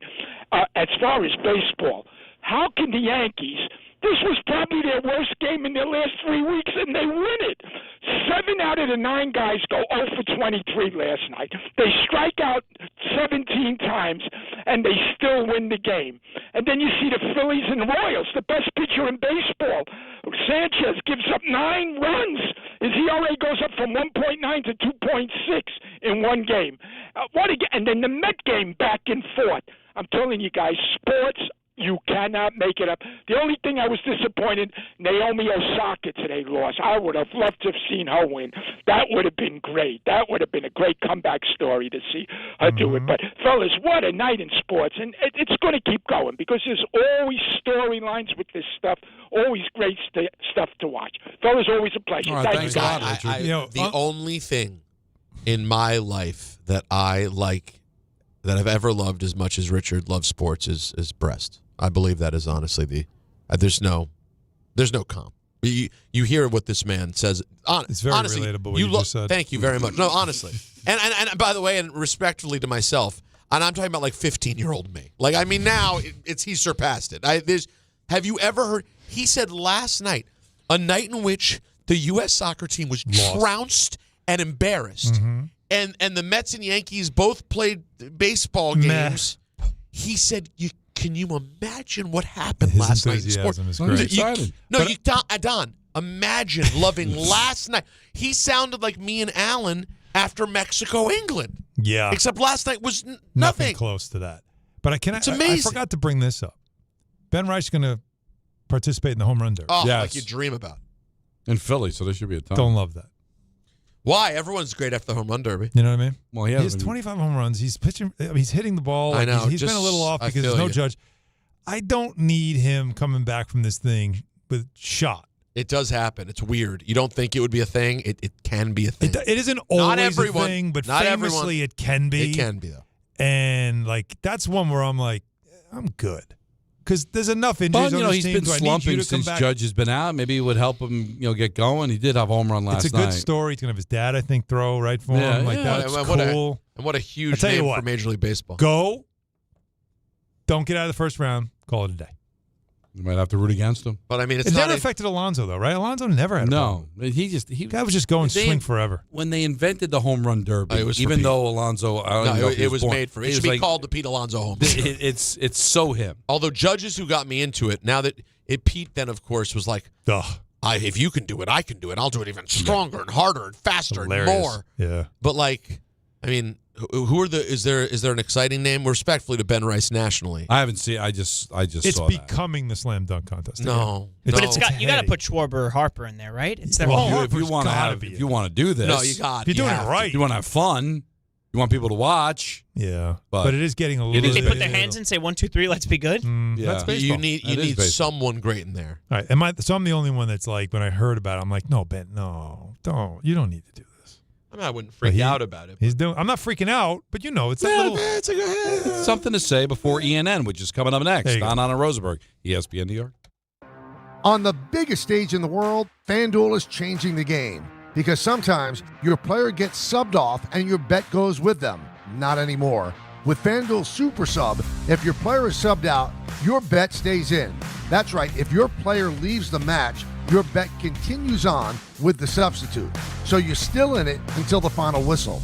Visit FanDuel.com/local to get started now. All through this tournament, the betting options on FanDuel bring you straight onto the pitch. Who will score the first goal? How many shots will each team have during the match? It's all right there in the app.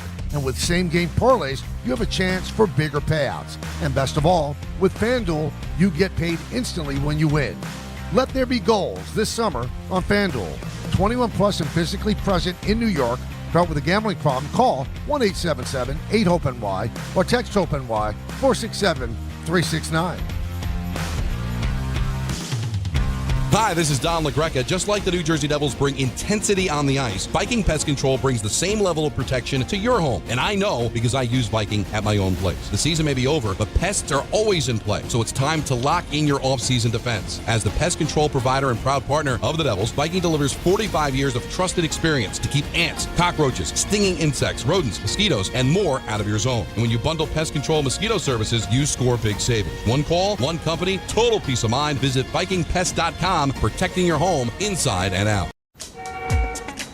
There are a million reasons to love New York. Making your budget stretch isn't one of them. According to an independent study, Amazon prices average 14% lower than other retailers. Get food, fashion, furniture, and more shipped straight to your building. That's how Prime members have saved over $2 billion on grocery and household items. Learn more at aboutamazon.com. Now it's time for traffic and Susie Cerrone. Thanks, guys. The accident on the RFK Triborough Bridge Bronx bound is gone. Troubles on the Belt, a crash on the Belt, West Bennett Bay Parkway, Belt East Bennett Rockaway Parkway, each has a lane out. 2-car crash on the BQE northbound by the Williamsburg Bridge. That has the center lane out. Don't forget it's a frozen zone in Midtown. That issue with the building. We've got 40th to 45th Street shut down between 1st and 3rd Avenue. Cross Bronx to the George, at least 45 minutes. Into the city, minor delays at the George, Lincoln, and Holland Tunnel. I'm Susie Cerrone for 880 ESPN New York. Progressive presents ways to save money that aren't bundling your home and auto insurance with Progressive. Thanks again for taking me to the game, man. I can't wait to get in there. By the way, what's in the bag? Oh, I bring my own hot dog and peanuts. Saves a ton. Savvy. And what about the beach chairs? Why buy seats when you can save big and bring your own? We can't get in without tickets. Tickets? What do you think the portable TV is for? Don't save money pretending to go to the game. You could save hundreds by switching to Progressive. Get a quote at Progressive.com. Progressive Casualty Insurance Company, affiliates, and other insurers. Not available in all states or situations. This is the story of the one. The one who keeps multiple buildings running smoothly day after day. Plumbing that flows, HVAC that hums, cleaning supplies that keep surfaces sparkling. That's why she counts on Grainger. With easy reordering online and 24/7 support, Grainger helps her keep the products she needs on hand. So shelves stay stocked and buildings stay ready. Call 1-800-GRAINGER, click Grainger.com, or just stop by.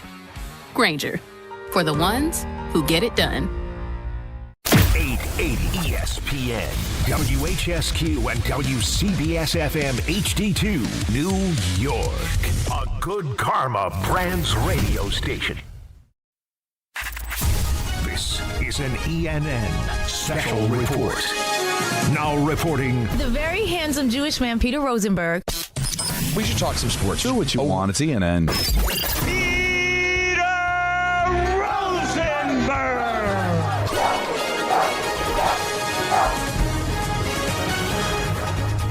Hi, everyone. Welcome to ENN.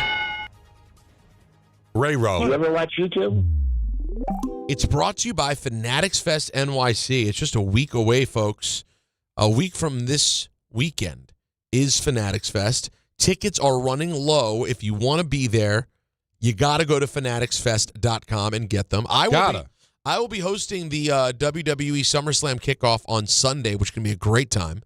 And I'll just be wandering about. So come say hello if you're going to be at Fanatics Fest. So many greats and near greats will be there. Why wouldn't you say hello to Peter? Including no. One or the other. Both? Both. That's what I'm saying. Just get them both together. Wow. Don's Don first in James. line. I'd like to say good evening to Don and Alan.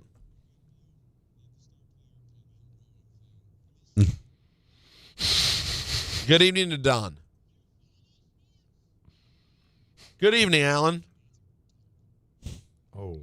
I will tell you one thing. I'm going to look right at you, Jacob.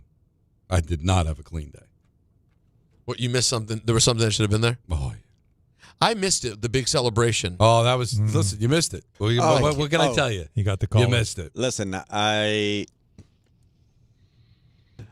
had that. Show me something. Play it back. Show me something. Me and Anthony looked at each other. I said, I'm not going to grab that. We're just going to enjoy that moment in history. Show me something. But what? It's 6:02.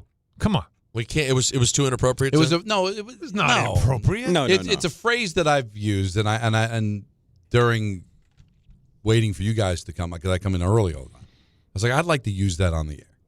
Come in early all the time. And just waiting for the opportunity. I thought maybe it would be with Michael at the Beach Bash, or maybe you two might have been the ones that I was responding to, but the caller just left it there. And you got a chance. And you banged like it home. hanging fruit. And I grabbed it. And you grabbed that fruit. The only two people that Squeezed knew, it. John knows too, are Pinhead Suit. But Jacob and Anthony knew, and they were very excited that I finally got to use popped it. immediately. You know I what? missed it. Jake, Anthony's not there. Come on. Real quick. You said it's not risky. He won't know. Listen, He's not there. I'm gonna go back. I'm gonna scrub. I'm gonna grab it. Good evening to myself. I'll have it ready. Good evening to myself. I like it.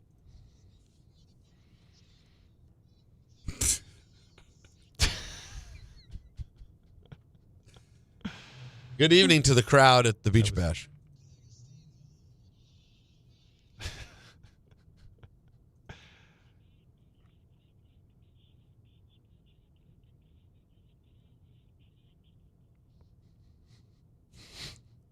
Love Bruce Beck, though. Love him. Yeah. He's an institution. Mm-hmm. I didn't see your fit, though, that Richard was just waxing poetic on. I'm trying to remember. That was 3 weeks ago. If it were a day. Yeah. I mean, I went very cash. We haven't gotten a lot of Richard. Late in the Knicks run, we didn't get a whole ton of Richard. Oh, he was there. Mm-hmm. Just didn't get to him.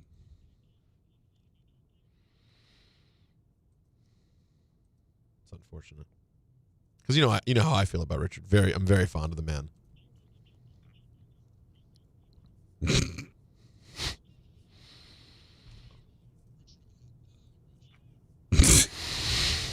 That's my favorite.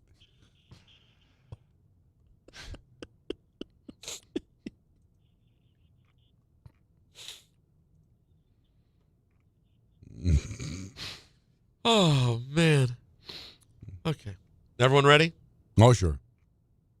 And now when I look at the we have a screen here with our sound effects. One of them is for the NFL announcer lineup. And now all I can do is look at it and think of it as the invite list to Taylor and Travis's wedding. That is true. What was that? Greg Olson.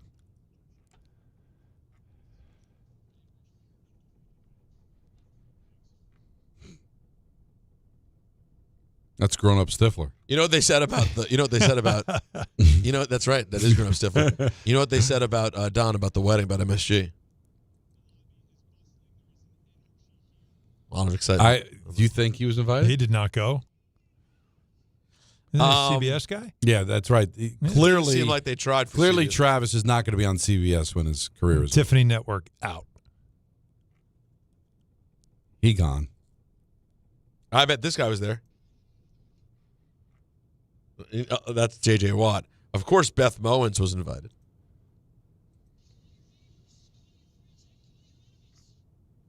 Yeah, but I don't know. I don't. Do you think Kevin Kugler got in there? Chris Myers? Was Christina Pink invited? What about Joe Davis? Well, it sounded like a lot of Fox, right? What about Tom Rinaldi, the great? Now, in all seriousness, we do know that this person was there. Another Fox individual. You know, he was there too.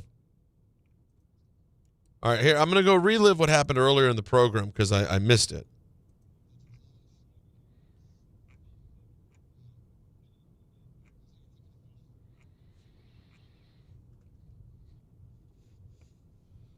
Yeah. That's right. That's been your new phrase? Yeah. Looks like you're coming off a pole. And is there any double meaning or just one? Do what you want with it, man. It's all yours. You know? Think of it as a bowl of clay. You make it into anything you want.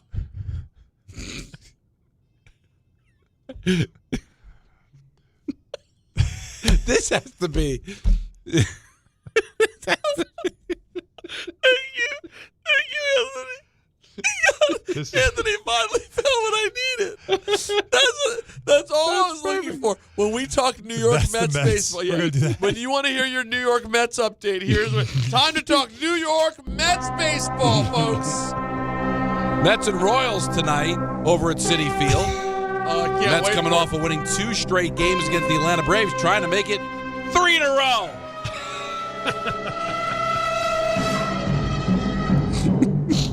If you could time them all like that, that would be perfect. Hold on. I want to see what happens on the next one. I don't know. Hold on. Second time around. Mets haven't won a series since going back to the Atlanta series at Citi Field way back 3 weeks ago.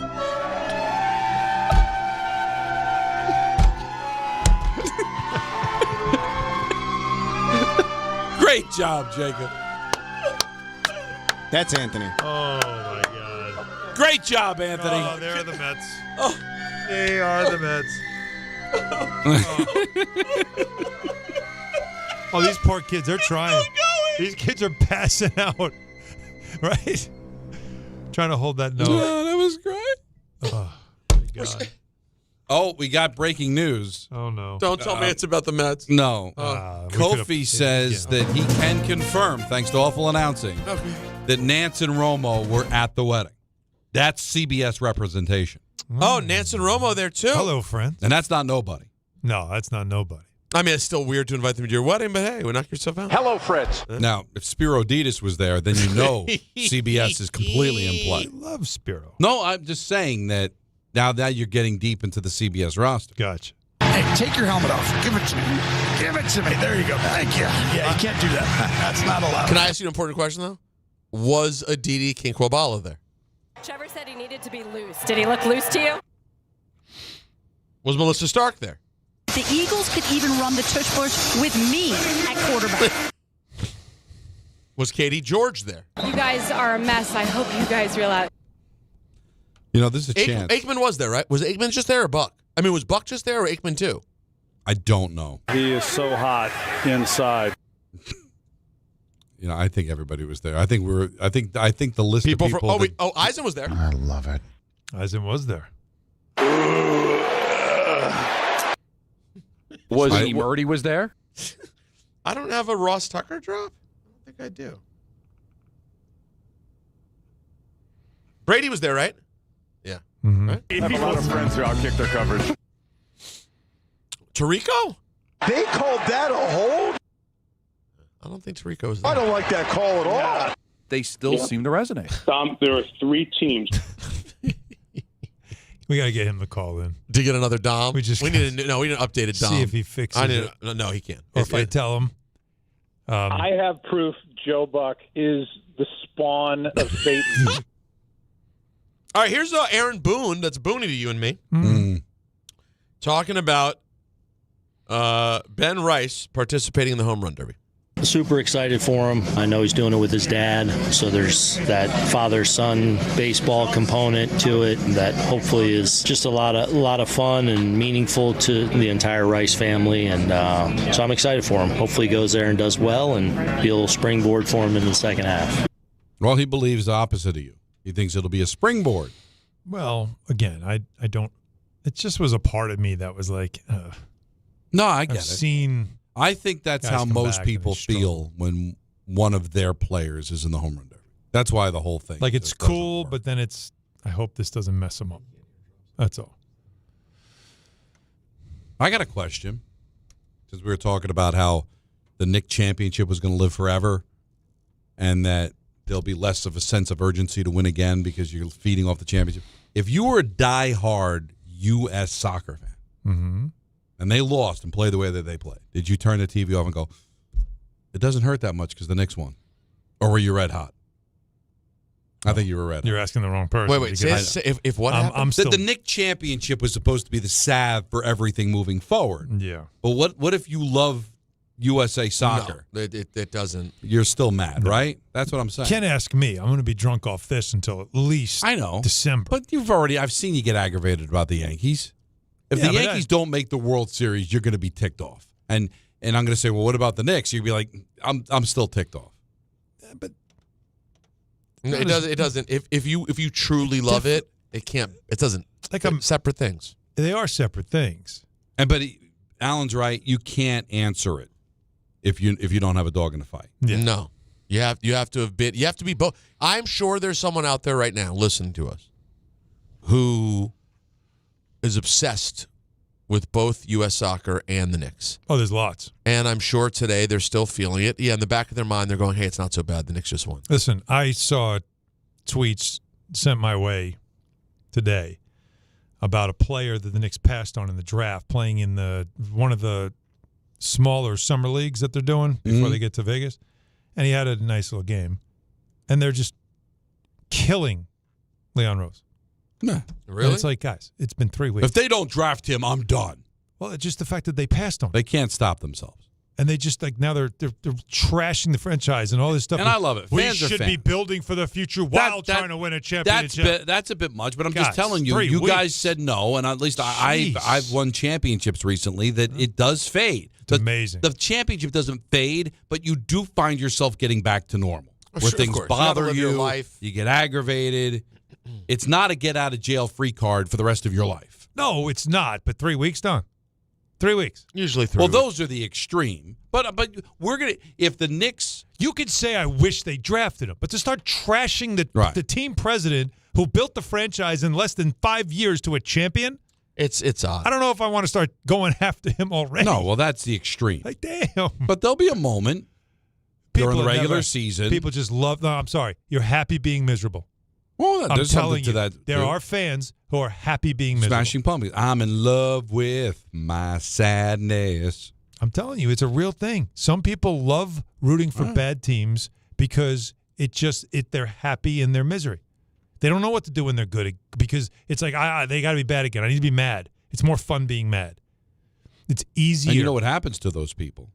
Now they'll find themselves not as big a Knicks fan anymore because now they've lost that element of loving to complain, loving the suffering and the misery and everybody woe is around me. me's happy now. And now you can't complain about the Knicks because they just won. I know that's a very, very, very small minority, but there are people that there's something about what's that line from Swingers when his girlfriend won't call him and his buddy comes over, the guy Livingston comes over. It says, and sometimes you just then you miss the sadness. Because you lived with it for so long. Yeah, you miss it. Yeah. Like there'll be something, like you'll be a Knicks fan, it's like there's something missing. That for 53 years I felt this thing and now it's gone. Yeah.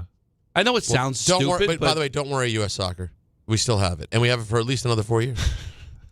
So that feeling of it being gone. And when they play in the CONCACAF, whatever that it's called, right? And it's like, Copa America. They can play Copa America. CONCACAF. Yeah, sure. That. And then it becomes like a big deal. It's like, there's a Copa America, right? Sure there is. And does the U.S. play in that? No. All right. Well, there's Because it's America in it. but it's the other America. Got the Olympics coming up, right? They have the Olympics coming. The U.S. can play in Copa America.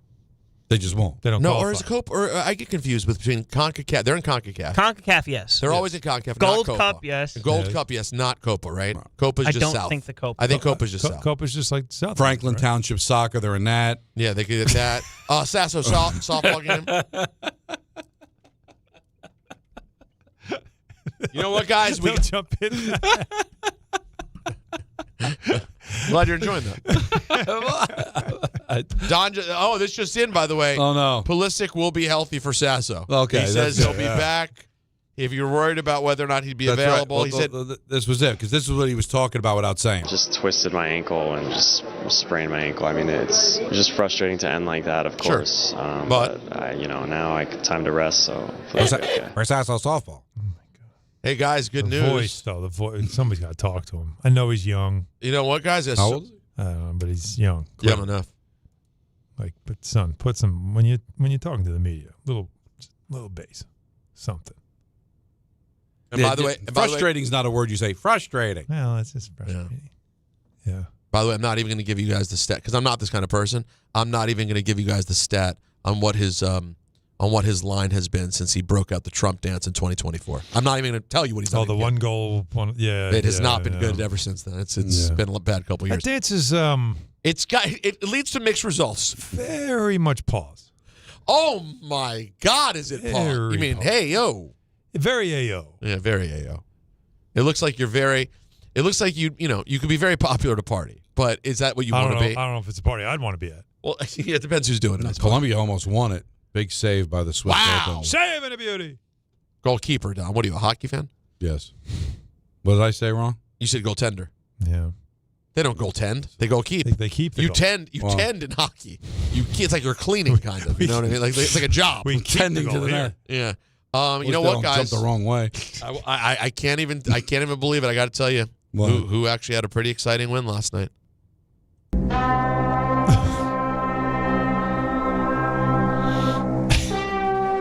Bo Bichette coming around finally. Time to talk some New York Mets baseball. It's really all about the timing. It's really how you think time about it. Some parent paid like $650 for that tuba. It keeps getting worse. Listen. You hear them passing out. Kids are falling off chairs at the end of this. Listen. And now they can't even hit that one.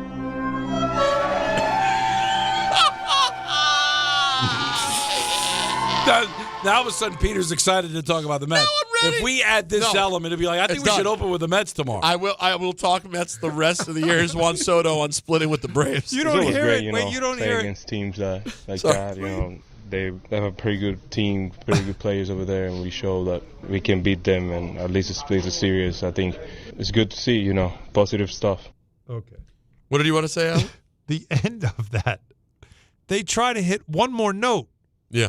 Just not there. They try to go up even higher. No, but here's the best part. It's like three of them that get there. The rest of them fall off their chairs. Don't you hear it at the end? Here's my favorite part. What I'm obsessed with is the first time around, it starts out really bad, but it's not until it gets to the It's not awful. It's not awful. Then it goes But the awful. second time, but they can't make it all the way to the dent. So the second round, it actually gets worse. I got to credit Ballard, who I guess recently heard the Mets theme song. the Yankees theme song on Yes, and was like, God, only the Yankees would have this song.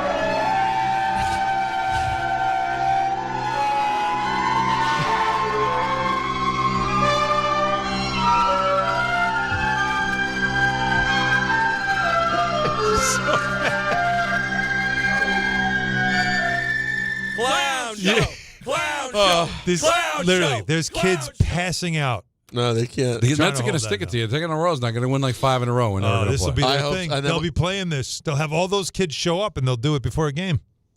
That's right. That'll be the new Timmy Trumpet. Yeah.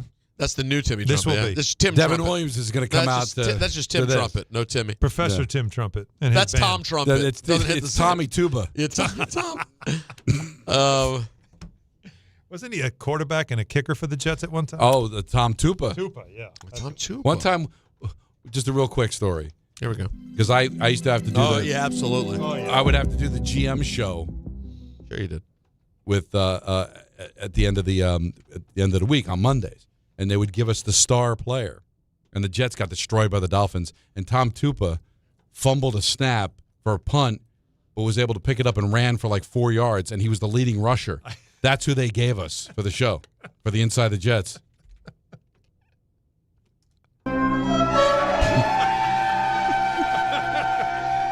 All right. They gave you Tom Tupa. Gave us Tom Tupa. That's all you got. He was the leading rusher. Yeah. What did you talk to him about? That is incredible. That rush. 2 staff members of the U.S. men's soccer team were suspended by FIFA from Monday's round of 16 game. FIFA did not explain why it imposed the discipline on team manager Sam Zapatka and U.S. Soccer Federation Vice President of Security Frank Pennell. The USSF did not give a reason other than to say it was not related to anything Flo Balogun. So they weren't there for the game? Like they were suspended for the game? That's what it sounds like, yeah. They took one for the team. Do you think that affected the outcome? The guys were they were lost without those things. Yeah. You could see it. Head of security, they knew. All right. Pulisic could have used some security. He was getting smacked around. It's like Big Dom for the Eagles. Yeah, it's their Big Dom. Jalen Brunson underwent surgery on his left wrist. Some speculation about what happened, Don. Did you close? I apologize, guys. Thank you for your patience. Right. I just want to say, sounds like you're coming off a pole. That can lead to a left wrist injury, Don. No, I didn't know he went lefty. No comment. But he had been playing with the injury through the championship run. Still managed to average 32.5 points, 4.5 assists, 4 rebounds, and 2 steals. He was complaining during the finals about. I remember talking to him about his mechanics. Sorry, real quick. So, yep. Drop. And I'm trying to figure out where the injury, like when did he hurt it? Yeah, that is interesting to think about. There was one time I remember him grab the hand and like shake it, but I'm trying to remember which game it was and how it happened. I do remember that too. There was one time I think he got hit or whatever it was. No, just leading kind of to like started shaking his hand and grabbed it, but becoming more of a legend. I mean, he's so dropped good. 48 on the road in a closeout game. 45, I mean. Guy's sorry. Broken wrist. Probably could have had 48 if he didn't have the broken wrist. 3-time MVP Nikola Jokic reaffirmed his desire to extend his contract with the Nuggets, but he's still waiting to sign a deal, so they did not get things right there. And if you missed it, Lionel Messi scored in a record 6 straight World Cup knockout match to help Argentina come all the way back. They were down 2-0 heading into the closing stages against Egypt. They come all the way back, and they get the win. Of course, Egypt's head coach very upset, feeling they were a victim of injustice after getting a goal taken off the board. A lot of people thought there was a lot of controversy there. And Coco Gauff rallies to beat Jessica Pegula and advances to reach the Wimbledon semis. That will do it for ENN. Brought to you again by Fanatics Fest. Don't forget, you want to be in the building. It's going to be legendary. FanaticsFest.com for tickets. They're running low. That was special. See? And we're going to do it again tomorrow at 3 o'clock. Up next, Mets baseball. Mets and the Royals from Citi Field right here on ESPN New York. This is the Michael Kay Show. You might all disagree with me on this. 7th game of the World Series. The Yankees have to win to be champions. Every single one of their starting pitching